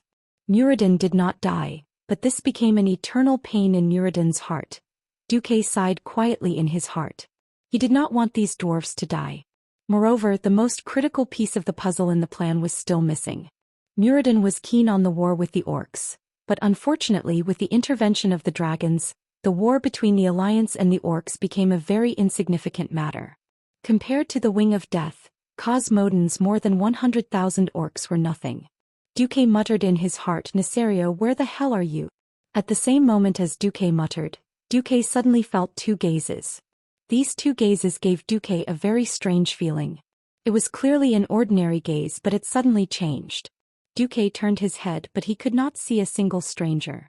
In the command center, other than his team of 5, there was only Muradin and Falstead, who had just run over to Sasha to please her. This guy was the captain of the Griffin squadron that Cudrin Wildhammer had sent to his cousin Magni. Because there was no need to use the Griffins in the defense of Iron Furnace Castle, he ended up following Muradin. For a moment, Duque almost suspected that his feeling was wrong. But who was Duque? He was one of the best transmigrators after transmigrating to the hell-level world of Azeroth. Duque, who claimed to be an old driver from hell. Duque had always believed in his intuition because he firmly believed that the so-called intuition of danger was just the brain's judgment of dangerous situations. Perhaps he couldn't react rationally, but his brain had already determined that this was a dangerous situation, and he instinctively informed Duque. There must be a reason behind this abnormality. Duque had a plan. Falstead, are you familiar with the Orc Dragon Cavalry's patrol route? Falstead was happy to show off his strength in front of Sasha. If it was still those brainless green-skinned creatures commanding the red dragons blindly, I might still be worried. Because you can never talk to a fool about the rules. When he said this, the entire command center burst into laughter. The orc commander might be more intelligent, but most of the orcs under him were pure boorish men. Dealing with such a person was a headache for both the enemy and friend. Falstead's voice rose an octave. But I found that those stupid green-skinned creatures were fooled by the red dragons. Not every red dragon is willing to work for the green-skinned creatures. Those red dragons purposely formed a patrolling airspace that looked strict, but was actually full of flaws. As long as you are willing to trust me, I can use the griffins to fly you all the way to the foot of grim battle in the dark. This was the benefit of having a local guide. If Cudrin led the army directly in, it would most likely turn into a large-scale aerial battle. The Wildhammer dwarves were not afraid of death, but Duque did not dare to be so wasteful. Duque whistled, "Not bad. If we can avoid the orc camp, then when we reach the foot of the mountain I can bring my team all the way to grim battle with illusions." Recalling how Duque used a wide-area illusion to trick the red dragons in the sky, Nureddin muttered, "Magic is so convenient. I was thinking that to save the Red Dragon Queen, we would need at least a squad of elite knights and rangers." Duque patted Nureddin's shoulder and turned to his team. "All right, let's vote. Do you trust our Wildhammer brothers?" "It doesn't matter." Gavin Rad shrugged. "I will follow your orders, sir." Ronan lowered his head. Marion frowned, but Sasha said directly, "What if we happen to run into a dragon cavalry patrol?" Falstead patted his chest proudly. "If there are less than 4 red dragons, we, the Wildhammer Knights, will tell those big lizards that this is the dwarves' territory." A Griffin Knight squadron had about 15 to 20 Griffin Knights. In fact, this was not a weak force. Seeing Sasha's frown, Falstead comforted her. "Don't worry. If there really is a mishap, we will send you and Mr. Paladin to the ground first." Falstead elegantly ignored the 3 mages. That's right, mages who could not fall to their deaths with slow fall were all F*** King hooligans. In the summer, moonless nights were not easy to find. Duque and his team stayed in Nureddin's nest for 3 days before the desired weather arrived. Feeling uneasy, Sasha followed Falstead onto the griffin. The griffin she was riding on screeched at its companion next door as if it was mocking them.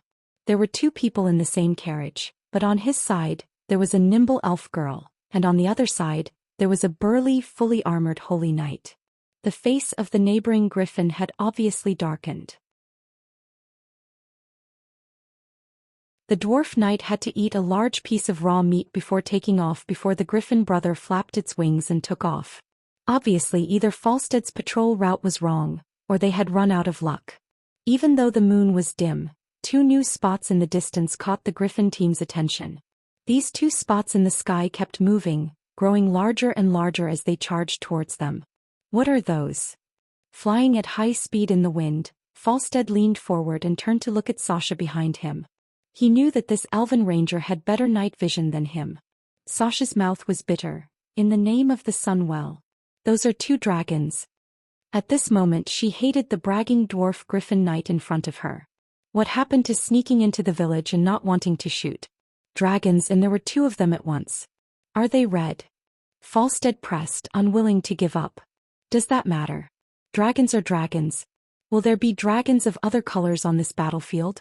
They're charging at us at high speed." Sasha shouted.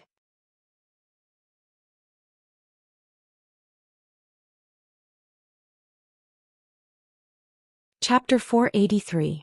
As the elven rangers with the best eyesight, Sasha and Falstead's griffins were also flying at the front. Less than 20 meters behind Sasha, Duque glanced at the other griffin riders and saw that the other dwarves had also noticed the 2 dragons. Without even needing the horn, the dwarven riders immediately adjusted their formation and spread out. On the left and right, 2 teams of 6 griffins quickly moved forward, overtaking the other griffins in the center. The dwarves followed the established strategy and began to protect important guests like Duque. In the distance, the 2 dragons also moved in a strategic manner. For some reason, the movements of these 2 dragons reminded Duque of the 2-plane formations commonly used in modern aerial battles. The larger one flew to a higher position and then flew away from its companion. Duque immediately realized what this giant beast wanted to do. Even if he didn't want to admit it, he had to admit that griffins and dragons had a limit. Griffins could still use tactics to counteract the red dragon's racial advantage against a young red dragon. Once the red dragon rose to the level of a young dragon, apart from Kudrin's Griffin King, no griffins could keep up with the young dragon's movements. It was just like how the griffin was a propeller biplane from World War I. If it was up against a more advanced propeller monoplane, it might be able to put up a fight, but against a 5th-generation jet plane it was just a joke. The dragon didn't climb because it was afraid of the griffins. On the contrary, it was because the dragon was too fast. If it rushed at it, it might miss.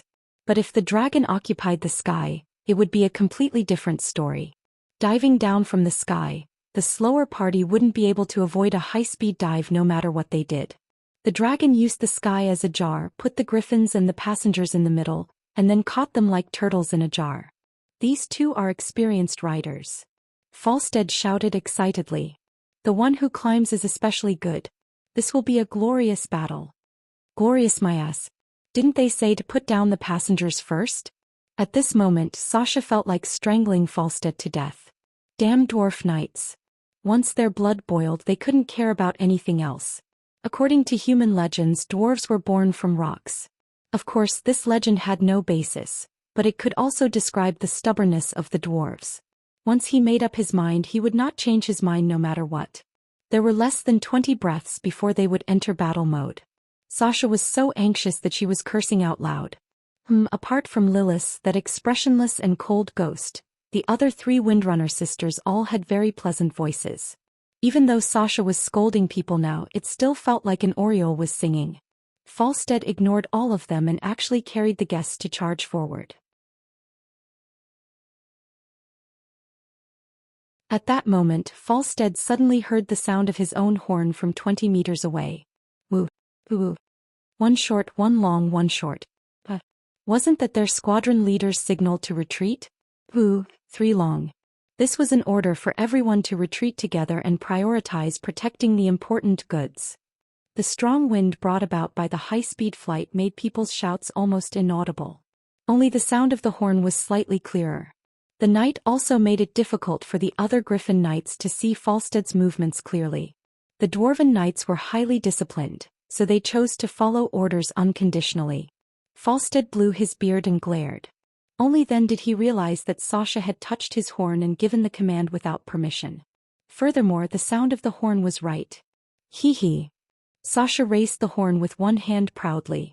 Luckily, Duque gave me a brocade pouch before we set off. He told me to open it when you didn't listen to orders. Send an order from the Alliance's deputy commander, Duke Marcus. He orders you, Falstead Dragoncatcher, to immediately descend the griffin. Otherwise, he will have Sir Cudrin Wildhammer forbid you from ever flying again. Falstead was not afraid of anything. He was only afraid that he would not be allowed to fly again. The Wildhammer Knights who soared in the sky were not afraid of dying in the sky, but dying helplessly on their sickbeds. This time, Duque had really caught him at his Achilles' heel. Falstead knew that the situation was not good, but he could only give up on fighting the dragon. Damn it! If the dragon charges down like this, half of us will die. When that happens, you, the deputy commander, will have to take full responsibility. I don't care. Carry out the order. Sasha also understood that if she chose to retreat in this situation, it would only give the dragon a chance to take them down one by one. But some things were just like that. After going through the test of life and death, Sasha had an unprecedented feeling in her heart. That was unconditional trust in Duque. The fear of wandering in front of the gates to purgatory, the joy of narrowly escaping death, and the feeling of peace and warmth had long been deeply imprinted in the depths of Sasha's soul. She believed that she would never forget this complicated feeling for the rest of her life. I don't care if others believe it or not, I do. In the end, the Dwarven Griffin squadron, which never backed down, actually ran away. This was out of the dragon's expectations, and also made the 2 red dragons extremely happy. Because after giving up on speed, these griffins were no different from helpless chicks in the eyes of humans. Suddenly breaking through the dense clouds, the ruler of the sky, the dragon with unparalleled dominance, proudly descended from the sky. Close. Even closer. In less than 30 breaths, they would be able to tear these annoying birds with little claws into pieces and scatter them in the air. Very suddenly, the 2 dragons felt that they were seeing things for a moment. Why are there so many griffins? Immediately, the dragons realized that it wasn't an illusion. The griffins swayed a few times and instantly a large group of griffins appeared. Not just a dozen but more than 100. Not just the dragons but even the griffins themselves were shocked by the additional companions, and let out sharp cries. The knights had a slight headache but they comforted their mounts. The dragons were dumbfounded. The younger dragon attacked first. It dove down and with lightning speed, used its sharp claws to grab a griffin. Unexpectedly, not only did the griffin not feel any flesh being cut, it exploded instead. Bam! The explosion didn't cause any damage but it scared the dragon. Yes, this was a classic case of the other party not wanting to talk to you, so he threw a self-destructing griffin at you. Unexpectedly, after one was blown up, more griffins flew out from the front. The older, more experienced and more powerful dragon realized that this was a so-called illusion. It tried to determine whether the griffins were real from the sound they made when they flew. Failed. It was shocked to find that the 100 griffins actually made the sound of the wind breaking. The airwaves caused by high-speed flying could not be faked.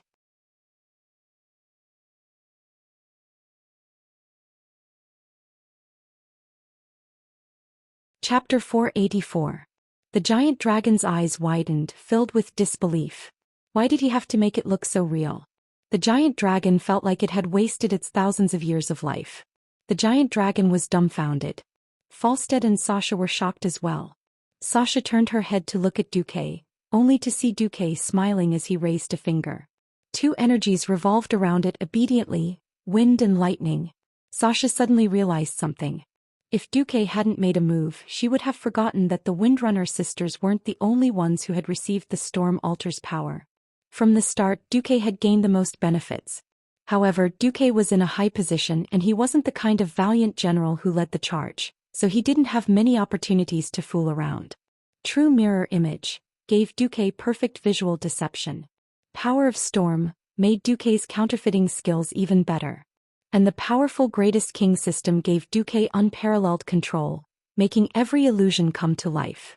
It could be said that other than those powerful beings who specialized in magic, no one could tell which of the griffins Duque had created was real and which was fake. Not just the giant dragon, even Duque's own people worshipped Duque in their hearts. The beautiful eyes of the two elven ladies in the team flickered as they watched. A huge disadvantage was actually forcefully evened out by Dooku. After all, they were in the sky. No matter how wide the dragon's breath was, it couldn't cover such a large area in one breath. Just when everyone thought that Duque was shameless and the giant dragon couldn't do anything about it, the giant dragon made another move. The dazzling sparks lit up a large part of the sky. Every griffin knight suddenly turned around and saw hundreds of fireballs condensed in the air around the giant dragon's body. Even though it was flying at high speed, these strange fireballs didn't go out and danced around the giant dragon. Magic. A giant dragon that could use magic. The expressions on the faces of the dwarves were very ugly. It was already very difficult to be forced to fight against opponents that were many levels higher than oneself. This dragon could actually cast spells while flying at high speed. Judging from the appearance of those fireballs, they weren't ordinary goods. They were high-end goods created by draconic magic. Dragons were truly a race blessed by the heavens. Not only did they have a magic genius like Krasis, but they also had many freaks who practiced magic and martial arts at the same time. Under the illumination of the fire, the huge dragon's half-opened mouth reflected a dazzling, fierce light. Amidst the ferocious laughter, over 100 fireballs rained down on the group of griffins at a speed even faster than the giant dragon's flight. I don't care if you're real or fake. As long as he was hit by that, he would be done for. When everyone looked at Duque again, Duque's pupils suddenly shrank. Good timing. In terms of the destructive power of magic, Duque admitted that he was no match for Marion. In terms of movement casting ability and control, Marion, a radiant moon, couldn't catch up to Duque, who had the assistance of the system. In Duque's retinas, countless thin lines extended from the fireballs, telling Duque the trajectory of each fireball and the possible changes in direction due to the gale. In midair, countless hands of magic suddenly appeared. Almost at the same time, a large number of fireballs shot out to meet the flaming meteor shower falling from the sky. Boom, boom, boom, boom. A series of explosions sounded high in the sky behind them. The dwarven knights were dumbfounded. In their field of vision, it was the grandest fireworks in the night. The giant dragons were almost mad with anger. Without the urging of the orc knights behind them, the two dragons continued to dive at high speed. They wanted to see how these griffins, who had already dropped very low in altitude, could escape their hunt. Duque had a headache. His illusion wasn't without a distance limit. The limit distance in his retinas had always been clearly marked, and in this movement-casting state, a radius of 300 meters was the limit. He had no intention of sacrificing these griffin knights, but now he suddenly discovered another problem. After the griffins successfully dropped his 5-man squad, they would inevitably be hunted down as soon as the griffins left the range of 300 meters. Don't think so much. As long as you're safe, our mission is done. Brothers and sisters, let's fight these big lizards to our heart's content. Falstead raised the Tempest hammer high. Sometimes, Duque couldn't help but complain that the Horde's cards were too damn good. The infantry was stronger than the Alliance and so was the Air Force. If Gul Dan hadn't rebelled, it wouldn't have been so easy for the Alliance to turn from defense to offense. Duque thought of a new plan. A slightly risky but permanent solution. He once again set his sights on Marion, who wasn't good at movement casting. At this moment, a Crimson System alert suddenly popped up on Duque's retinas. Alert. Alert. Unknown super strong boss has entered the skies. Initial evaluation. Undefeatable skeleton. Immediate retreat is strongly recommended. Do you want to activate the boss battle module? Just as Duque raised his head in shock, a huge hole suddenly appeared in the thick clouds in the sky due to a violent storm. Moonlight shone down. Under the bright moonlight, a dark metallic figure that looked like a titan landed in the middle of the battle between the griffins and the giant red beast. What the hell is that? Falstead opened his mouth with difficulty, allowing the wild wind to pour into his throat. Even the radiant moon elven wizard who thought he had seen many things found himself trembling all over, unable to speak a single word. That young red dragon was already big enough, not the slightest bit inferior to the big red dragon that Duque and Marion had killed a few days ago. However, at this moment, a pair of black dragon wings that were almost 3 times the size of the red dragon filled everyone's field of vision. The dragon's wings flashed with a black metallic light, causing everyone to feel an indescribable sense of shock. A thunderous roar that seemed to even shake the night sky sounded out, the sound waves easily shattering all of Duque's illusions and pushing the griffins away. The sudden appearance of the black dragon almost caused the little red dragon to wet its pants due to the huge disparity in size. It had been so aggressive just a moment ago, but now it was no different from a pug that had seen a large beast. In the darkness, the black dragon's narrow eyes stared at the smaller red beast in front of it in disdain. The orc red dragon roared in a mournful voice, clearly aware that this fellow that had appeared was definitely not on its side. The 4 dragons were of the same breath and branches. The problem was that these 4 colors did not include black. I'm very sorry, but we might be finished, my elf lady. Falstead looked like he was about to write his will.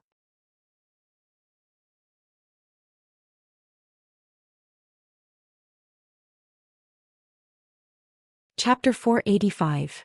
The black dragon spread its wings that seemed to be able to cover the entire night sky, and let out a low, mocking laugh from its huge mouth, waking up every tiny existence. Sasha looked up again. Her eyes widened as she saw a terrifying face. Beneath the pair of huge horns was a pair of narrow gem-like eyes that shone with a ferocious light. 4 strong limbs that were filled with explosive power, sharp claws, and a bloody mouth that was spewing golden flames of death. Under the night sky, its crimson stripes gave it a terrifying appearance that was beyond imagination. It was like a legendary devil. But what attracted her attention the most was that everything he could see was metal. The metal that was plated and emitted a strange metallic luster under the faint moonlight almost covered the black dragon's entire body. As long as one reached the young dragon level, the natural dragon scales that dragons were born with had proven to be immune to most mortal weapons. Even ballistae could not penetrate the dragon's natural scales. Why did this dragon have to wear armor to protect itself? What kind of metal was this armor made of? There was no answer. Everyone was fine, but she had never seen metal like this. Sasha did not have the urge to shoot at it, but she instinctively felt that even if she did, it would be a waste of effort. This metal armor clearly conveyed a sense of trance. It had a strength that could not be penetrated by mortal power. And only a very powerful and self-centered dragon would endure the pain of having its body embedded in the alloy. Wings of Death. Sasha repeated the nightmarish name softly. Wings of Death, Neltharion. In the legends of the elves, there were a total of 5 great dragon aspects that represented mystery and the power of nature a long time ago. Some legends claimed that the red Alexstrasza symbolized the true meaning of life. The other dragon aspects knew very little about them. The elves had already felt their influence and had even come into contact with them on different occasions. But the elven elders had never leaked more information about dragons. However, among the dragons, there was already one that the world was familiar with. It had told the world in its own way before the other dragons. Although it originally had its own name, it chose Deathwing as its title in order to better despise the weaker ones around it. Deathwing did his best to destroy the worlds built by elves, humans and dwarves. Even the oldest elven elder didn't know why Deathwing did this.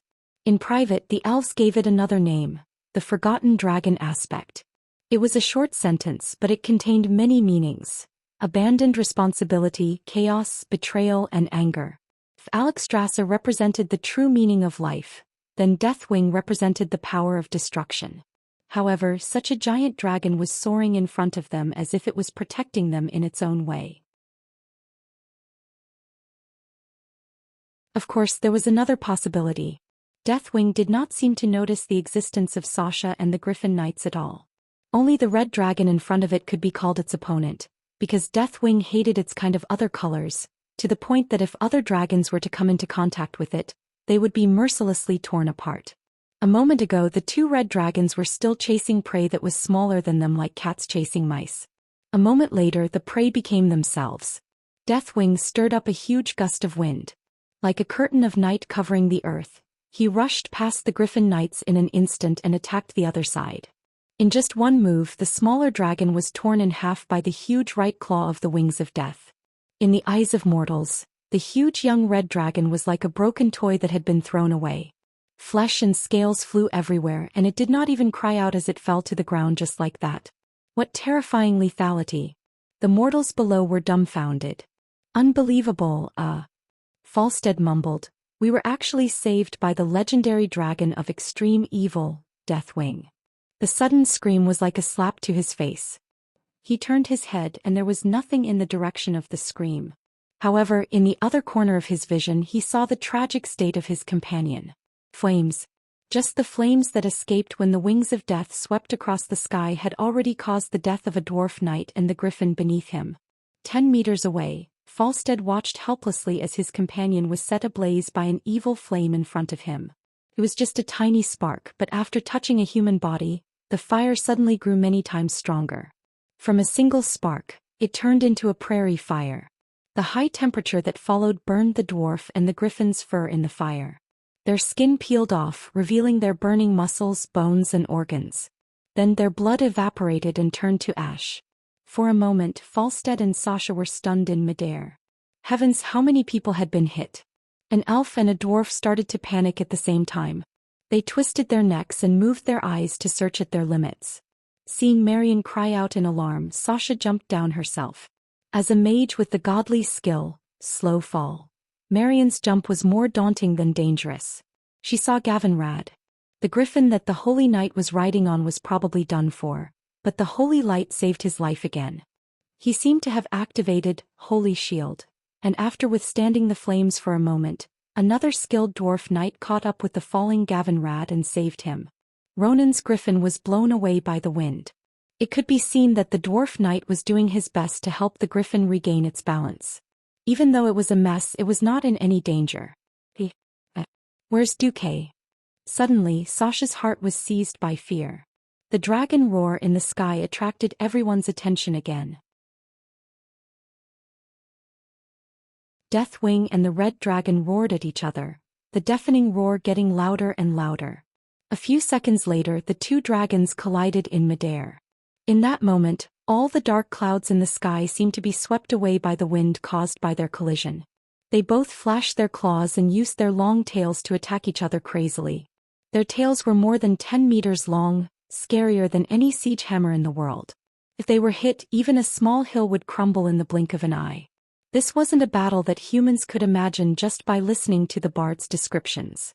The destructive power that the giant dragons displayed made Xianxia think of the legendary god of destruction who specialized in destruction for a moment.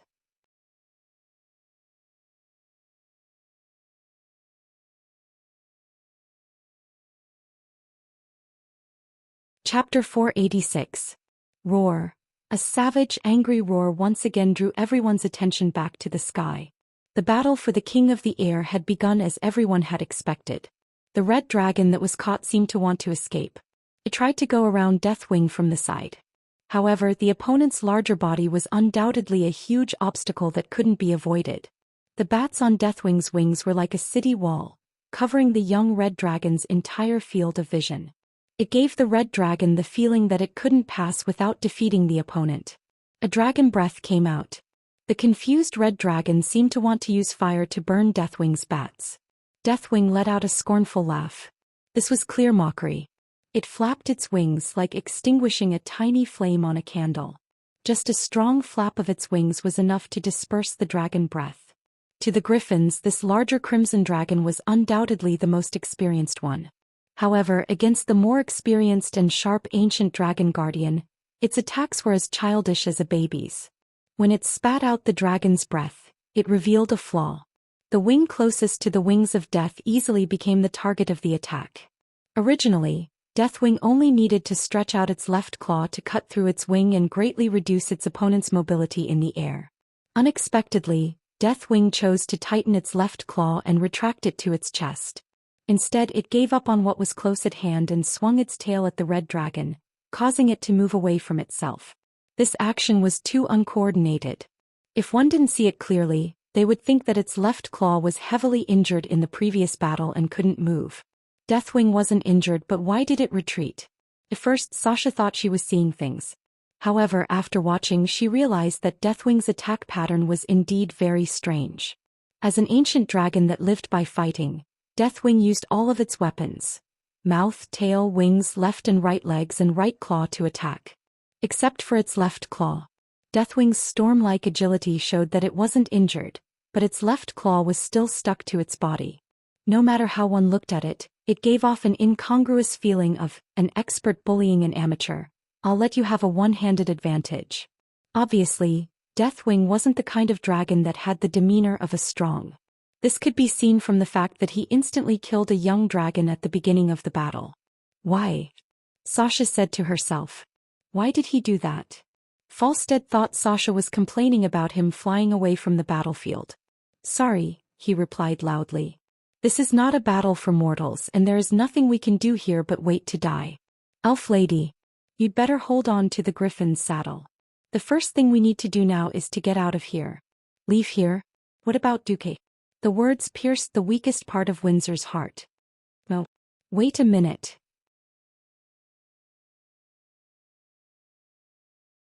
Where was Duque? Where's Duque? Sasha screamed and shook the dwarf's shoulder. She didn't even know when she started crying. Falstead, are you going to abandon you and my companions because of fear? Turning around and seeing Sasha's tears, the dwarf's heart broke. Fear? No. Falstead had never been afraid of death. The problem was that everyone who was still alive was here. He finished it with a single glance. Your man is nowhere to be found. This has nothing to do with cowardice. Those who aren't here are all dead. They've turned to ashes, you know that. The dwarf waved his empty fist in excitement. His rough face was also streaked with tears. Sasha was also in a state of excitement. She didn't even notice the change in the dwarf's way of addressing Duque. At this moment, the battle in the sky came to an end. Deathwing took advantage of its immature opponent's mistake and used its longer tail to hook its opponent's head. The red dragon lost its balance in the air. The huge black dragon wings with dark red veins instantly surrounded the red dragon. Its right claw suddenly tore open the red dragon's bat wings, causing the red dragon's nervous attempt to regain its balance to fail. Under the fierce pull, the red dragon's defenseless back was exposed, as well as its neck that seemed to be waiting for a guillotine to fall. Fly quick, quick, quick. Falstead urged his griffin. If we don't leave now, we're all dead. The griffin used all its strength to fly away from the battlefield as fast as it could, even at the risk of cramping in the next moment. Sasha twisted her head and stared at the battle behind her. Deathwing bit down on the red dragon's neck and there was the sound of chewing immediately. The sound traveled far in the dark night. The sound of flesh and blood splattering. The sound of bones breaking. Everything sounded so creepy. Then, with the help of her night vision, Sasha saw a dark red drizzle fall. Blood sprayed from the dragon's neck. The red dragon tried to twist its body, trying its best to escape Deathwing's attack. It struggled with all its might in vain. In the end, it still fell from the sky dejectedly. The seemingly intense battle only lasted for less than 2 minutes. No, it was even shorter, not even a minute. In such a short period of time, the 2 red dragons that were enough to destroy the entire griffin squadron were killed effortlessly by the wings of death. It's over. It's going to be our turn soon. Falstead muttered in despair. What was strange was that Deathwing did not have any intention of chasing after the griffins. It only stared at its left claw in front of its chest as if there was something inside it. What was it? Or was it someone? The black dragon did not even look at the griffins that were running away in panic. Suddenly, it turned towards the giant rock dam in the southeast of the wetland and flew away. When its huge figure disappeared from the elven ranger's sight, Sasha noticed that its left claw was still closed, as if it was protecting something precious. The Windrunner's third sister finally realized what was on Deathwing's claw. Deathwing has captured Duque. Falstead. We have to catch up to it. The dwarf looked at Sasha in disbelief. His mouth was so wide open from shock that it looked like a 7-pound cannon shell could be stuffed inside. When he saw the determination on Sasha's face that she really wanted him to approach the ancient ferocious beast, he gulped and said, I am indeed a brave warrior, my elf lady. But I have to remind you that this is too crazy.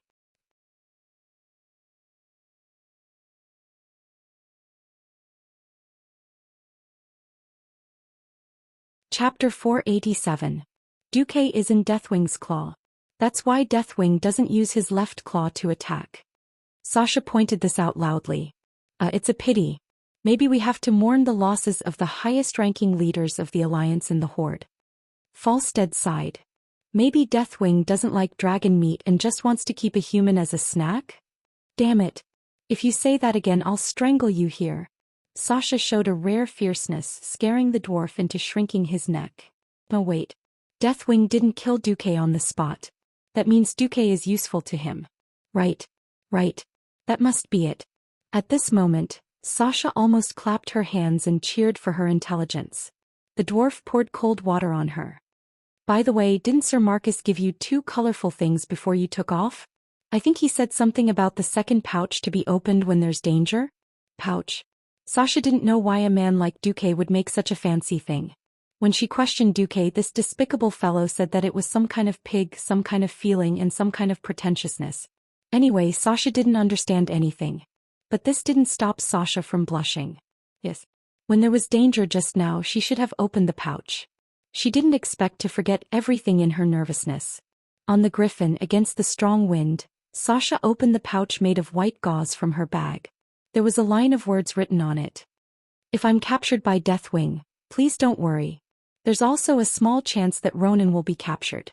Of course, if that's the case, you might not open the pouch. Seeing the incongruous smiley face at the end of the sentence, Sasha suddenly burst into laughter. What's wrong? Falstead was stunned. Why did this female elf look so beautiful, like a goddess? Was she actually not a goddess but a neurotic one? Sasha didn't answer the dwarf's question and fell into deep thought. Could it be that Duque already knew the truth about the Red Dragon Queen's capture? Could it be that Duque had already predicted that he would be captured by Deathwing? But what did this have to do with Ronan? Her messy thoughts almost drove Sasha crazy. If they hadn't spent some time together, if Duque wasn't her lord, if he wasn't her sister's lover, if he hadn't saved her life, Sasha might have suspected that the person she had been trying to save had sold his soul to the evil Deathwing. What does it want you to do, Duque? Sasha murmured. Or rather, what does it want from you? Thinking back to Duque's position and importance in the Alliance, Sasha felt a chill run down her spine. What was worse than the death of the Alliance's vice-commander due to a curse? That was the Alliance vice-commander becoming an undying or something, defecting to the enemy and falling. Each of the 5 primordial dragon guardians had their own unique and unparalleled powers. In the eyes of mortals, that was already godly power. Who knew if Deathwing had the power to resurrect the dead or something like that? Actually, Sasha was thinking too much. Netharia was never that way. The more concerned one was, the easier it was to overthink. After an unknown amount of time, Duque woke up. His back was stinging not because he was injured but purely because of the tree roots and pebbles he was leaning against. Thinking back, ever since he was tricked by Ghoul, Dan and was forced into a life countdown, he hadn't had a good night's sleep. Camping was a common occurrence. Ever since entering the wetland, he had settled down with the dwarves for 2 days. There were some benefits, such as being able to see Sasha's delicate and curious face every morning when he woke up. Even though he knew that she was his sister-in-law, it didn't stop Duque from using her to reminisce about Aurelia. He knew Aurelia's temperament. Such a strong-willed heroine wouldn't fall in love easily. Once she did, if he died, even if Aurelia didn't die with him, she would be a widow for the rest of her life. Sensing the recent changes in Xianxia, Duque realized that he was also a sinner. It was one thing to settle the big sister, but how did he get involved with his sister-in-law? When he opened his eyes, there was obviously nothing good in front of him. It was still night in his field of vision.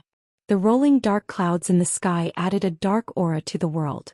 He was in the middle of a forest, but it was dead silent everywhere. There were no animals moving in the forest, and there were no frogs croaking in summer. No, there weren't even insects chirping. There was nothing but the frightening sound of the cold wind. Even though he was mentally prepared, the oppressive ominous feeling still made Duque feel suffocated. "Oh, you're awake. I was thinking of spells that could wake you up in advance without hurting you. Unfortunately, all I know are large-scale destructive spells, and nothing is suitable for this situation.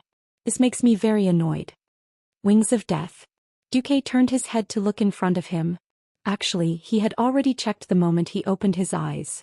There was nothing there, and a black shadow quickly appeared out of thin air. In just 3 seconds it formed a hooded figure. The black figure in front of him looked like a clumsy mirror clone created by an unqualified mage. However, there wouldn't be any clone in the world that had such high purity of dark energy, and there wouldn't be a clone that was filled with the arrogance of the standard version of Long Outyan. It had nothing to do with the appearance. Just the dark energy that was leaking out and turning into a solid form was proof enough. The thing that looked like a human continued to change. It was like a high-speed 3D printer was working, and the black shadow formed a more complete silhouette. A face appeared from under the hood. It was a calm, handsome, and confident man. His face was no different from the nobles of Rotterdam. At least that was how it looked on the surface. "Duke Marcus, are you all right? I've confirmed that you're not seriously injured. After all, it's not easy for me to control my strength with those big claws of mine. It's still in one piece. But speaking of which, if I go back and check on any injuries, if I need to send you my medical bills, where can I send them to? Mr. Wings of Death?" Duque replied with a smile that didn't reach his eyes. The corners of his thin lips curled up slightly, forming a stiff and mean smile. The Wings of Death, who had transformed into a human, smiled and asked, "Since you know who I am, it's easy."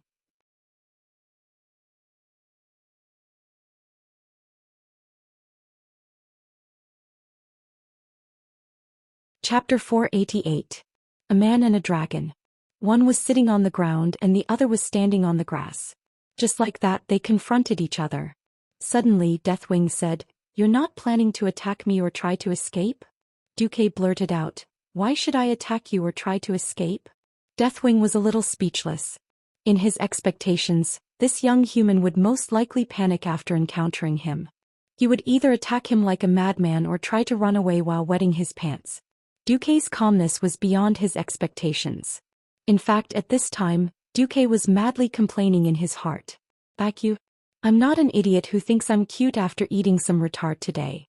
To deal with you, even in the game, I'd have to gather 25 companions who could kill gods and ghosts. I'm not stupid enough to kill an epic-level boss as an elite monster. Of course, there's no need to mention escaping. If magic wasn't taken into account in terms of speed alone, there was really no creature in this world that could be faster than the Black Dragon King. Therefore, Duke, who was a transmigrator, calmly faced the Wing of Death, Nisario. The incarnation of the Black Dragon sat down in front of Duque. It was unknown whether he was sitting on a chair that appeared out of thin air, an invisible stool, or a large rock. Anyway, because it was blocked by the robe, there was no way to see it. Deathwing's dark and bright eyes stared unblinkingly at Duque. He tried to kill anyone he stared at with his eyes, completely suppressing Duke in terms of aura. If Deathwing's eyes had the power of something like shadow flame or deep breath, Duque might have knelt on the ground and shouted, "Tycoon, please let me hug your thigh." Since he was prepared, Duque certainly wouldn't give in so easily. He cheated. Nisario did not know what Duque did. He only knew that the eyes of the human in front of him became slightly hollow. For a moment he almost thought that the Duque in front of him was not a living human. Deathwing started to feel a little annoyed or impatient. Fortunately, just as Deathwing was about to go berserk because he could not suppress this pitiful low-level creature in his eyes, Duque seemed to involuntarily avert his gaze. Deathwing rarely felt a sense of joy from winning. Very good, you at least know how to show respect and humility to a greater existence than you, Deathwing said arrogantly. This is a very good start. Duque remained silent. Of course, in his heart it was a completely different matter. Bastard black-skinned lizard, hurry up and hand over the item and scram. Otherwise, don't blame me for chopping off your head and hanging it on the city gates of Stormwind City. Do you hear me, Nisario? Deathwing said to himself, but in case you do something inappropriate, it's better for me to warn you in advance. A rock on the left of Duque suddenly began to burn. Then it melted in front of his eyes. The melted rock instantly turned into magma. The magma did not flow to the ground and simply spread. Instead, under the guidance of a mysterious force, it quickly circled around Duque and the man behind Duque. A huge circle of lava with a radius of about 2 meters surrounded Duque. Then the lava disappeared quickly and completely as fast as the rock melted in the beginning. The whole process only took a few seconds. Duque was already on a cylindrical ground separated by a deep trench. The nemesis of the orcs, the savior of the humans, the deputy commander of the Great Lordaeron Alliance, Duke Marcus. At this point Deathwing paused clearly. But his next words clearly told Duque that he had said so much about Duque's name before was purely sarcastic. Because his next words were, if I wanted to, this would be your end. Well, full of arrogance, full marks. But Duque was unhappy and he cursed in his heart, Deathwing, I'll *CK all the women in your family. Deathwing could not read minds. He was very satisfied with the trembling of Duque's body and the beads of cold sweat that dripped from his forehead. This misunderstanding stems from a lack of understanding of each other. You humans know too little about the dragon race. Duque seemed to be suppressing the fear in his heart and sneered. Are you sure dragons don't turn humans who intend to communicate with dragons into snacks? Duque's joke seemed to be too cold and not funny at all. But Deathwing was very happy. He actually laughed and his laughter became louder and louder. He became more and more excited to the point of madness. I remember now. I did do this before. I quickly gave up this method. Human meat is too little, too fragile and not chewy at all. Deathwing admitted this without hiding it. This made Duque's disgust for Deathwing rise to another level. In his heart, Duque kept muttering something about dark fire Tidahak step of time, something about essence of destruction, something about dark fire blazing dragon's reigns. Well, if Deathwing knew what these things were, he would immediately change back to his original form and slap Duque to death. These items were dropped by Deathwing when he was knocked down in the game. Of course, Deathwing, who did not know that Duque was constantly courting death in his heart, was happy to exert his majesty and terror on this insignificant human. He sat down and stretched out a hand, palm facing up. Above his palm an image suddenly jumped out. A tiny dragon-shaped image flew in a lush green world. Those dragons were of all kinds of colors like a 7-colored rainbow. An overwhelming sense of joy filled the air, and even Duke felt a wave of emotion. Jurassic Park. Deathwing's voice reminded Duque of the famous commentary in the animal world. At that time the world was ours and we protected it well. Magic was ours and we guarded it well. Life was ours, and we reveled in it. Then other inferior species appeared, forms that made us nauseous, lives that were too brief to be worth mentioning. They were reckless and reckless, always reckless without considering the consequences. Because of their stupidity they attracted the demons. Duque spread his hands in his heart. I'm not going to take the blame for Savi's and Queen Azhara. If it weren't for the efforts of our dragon race, this world would have been destroyed long ago. Even 10,000 Lordaeron alliances can't compare to the challenges we once faced. Dragon race.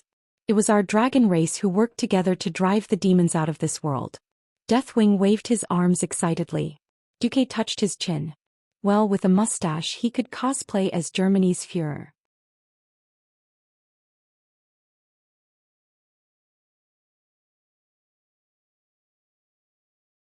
Chapter 489. Deathwing looked at Duque. His dark eyes emitted some kind of psychedelic light as he stared straight into Duque's eyes. The era of our dragon race is over. elves, then dwarves, and finally humans. They wantonly occupied every corner of this world. Our numbers are decreasing, and what's worse is that we are fighting and killing each other. No. That's just because you tried to kill everyone and were discovered to be cheating. As a result, you were hunted down by 4 families. We clearly made such a great sacrifice together to protect this beautiful world. Why do we have to fight each other? Damn, you can even say such artistic words. Boss Nasario, I don't think the commercial little golden man is suitable for you. How about the Berlin Silver Bear Award for Best Male Pig Trotters? Misleading ideas, bad communication. Yo, I have a phone number for communication 10086. Do you want it? There are too many reasons. Even if I have time to explain it to you as a human, you won't understand it all. Well, don't talk nonsense anymore. Let's do it directly. Hand over the thing and we will disband and never see each other again. Good for you, good for me, and good for everyone. Wings of Death raised his head 45 degrees, looking like he was bemoaning the state of the universe and pitying the fate of mankind. Those 2 drops of tears were enough to make him a sad, beautiful man. As he sighed, the psychedelic color in his eyes became even more intense. Because of those reasons, our numbers have become so few. His gaze turned and the sadness in his eyes became more intense. He seemed to have seen through Duque's thoughts. The past is the past. The world is always improving. I am willing to make up for the mistakes of the past. For the future of the world and the dragon race, to fight against the evil orcs. Duque, I am willing to help you rescue the captured red dragon Queen Alexstrasza. I believe it. If I were a blind native and not a transmigrator, I might really believe it. Unfortunately, I am a transmigrator. Even if I were blind, I wouldn't dare to believe a word from a psychopath like you. I'm sorry, Boss Nasario. In the spiritual world, Duque looked at the various notifications from the system while making his facial muscles show both touched and dazed expressions. Deathwing was very satisfied with Duque's reaction. He stretched out a hand and in his palm was a small silver talisman that looked like a badge. Duque seemed to be possessed, his fingers stretched out spontaneously, grabbed the talisman and took it. Duque looked down at the amulet and carefully examined the magic runes engraved on the edge of it, as well as the black crystal in the center. He could recognize some of the runes and he seemed to have seen some in the books of Karazhan, but he had never seen most of the runes that belonged to the dragon language. Even so, Duque could still feel the powerful magic coming from it. This was a mana that far surpassed Wizard Xianxia's. Radiant moons, no, even Breaking Dawn wizards might not be able to control it. You will successfully liberate Alexstrasza, my obedient little puppet. After abandoning the hypocritical mask, a strange inhuman smile appeared on Deathwing's face. As long as I have this, I can be with you and guide you step by step towards victory, and the destruction of the Alliance and the Horde. After an unknown amount of time, Duque was still standing there like a block of wood. Looking at the words of the system notification, Duque did not dare to move at all. He could only pretend to be an amusing idiot who was really hypnotized. He stood there foolishly, eating the slightly hot night wind as his supper. System notification. The skeleton boss, Deathwing, has left. You have successfully removed the boss battle template. It was only when he saw this notification that Duque completely relaxed and collapsed to the ground. Duque panted heavily and asked, System Elf, has this thing been blocked? The System Elf replied, all signals sent from this talisman will be delayed by 10 minutes. When necessary, I will perform illusion projection on it. Good. Just now, Duque was really walking on a tightrope. It was not an exaggeration to say that he was dancing on the tip of a knife in front of the gates of hell. That's right, from the beginning to the end, Duque was waiting for Deathwing to appear. Only Deathwing was the key to saving Alexstrasza and also the key to saving his life. The so-called history had long been changed beyond recognition by Duque, the troublesome butterfly. Saving the Red Dragon Queen in advance, Duque really did not have the confidence to provoke Deathwing. To be honest, from the moment they entered the wetlands, everything that Duque did was to provoke this black dragon boss to come out. Even if he killed the powerful young red dragon Gazela, it was just to prove his worth to the Wings of Death. Duque was not completely sure that Deathwing would find him and not the original protagonist of this incident, Ronan. So even if the unreliable Ronan was a mascot, Duque had to bring Ronan along. Now it was proven that Duque's risk was right. In the original history, it was because there was no other reliable person to save Alexstrasza that Deathwing found Ronan, which later led to the story of the legendary mage Ronan. At this point in time, there was a better and more powerful Duque, so why not use Deathwing? Moreover, according to the sinister and cunning Deathwing's methods as the Alliance's deputy commander, Duque was much more useful than a mere Ronin. In fact, as long as he survived Deathwing's mind control and was not discovered, Duque was extremely safe. However, was it so easy to deceive a special existence that was a super boss level in the game? Duque had prepared a lot for this. His greatest preparation and greatest reliance was his one and only system. Since the system could be independent of his thoughts, manage the magic transmission for him, and even repeat the incantation in his mind to cast spells, Duque boldly set up a thinking shell for himself that wrapped around his soul. Simply put, all information from the outside world that attempted to enter Duque's mind would first be filtered by the system, and after a strict but rapid review, it would enter Duque's mind after about a second of delay. Any information from the outside world would first be strictly screened by the system, first converted into simple text and graphics, and finally converted into bioelectronic signals, which were laughed at by Duque's brain. Relying on this preparation, Duque immediately discovered what Deathwing had done to him: hypnosis. This was not an ordinary weak hypnosis. It was also not some kind of psychological suggestion. This was a unique brainwashing thought that came from the ancient god Enzoth. It was not an exaggeration to say that it was a brainwashing program. You're tuning in to the Zhou Xian's Legacy YouTube channel. Don't forget to subscribe and join us on this journey to catch the most captivating stories.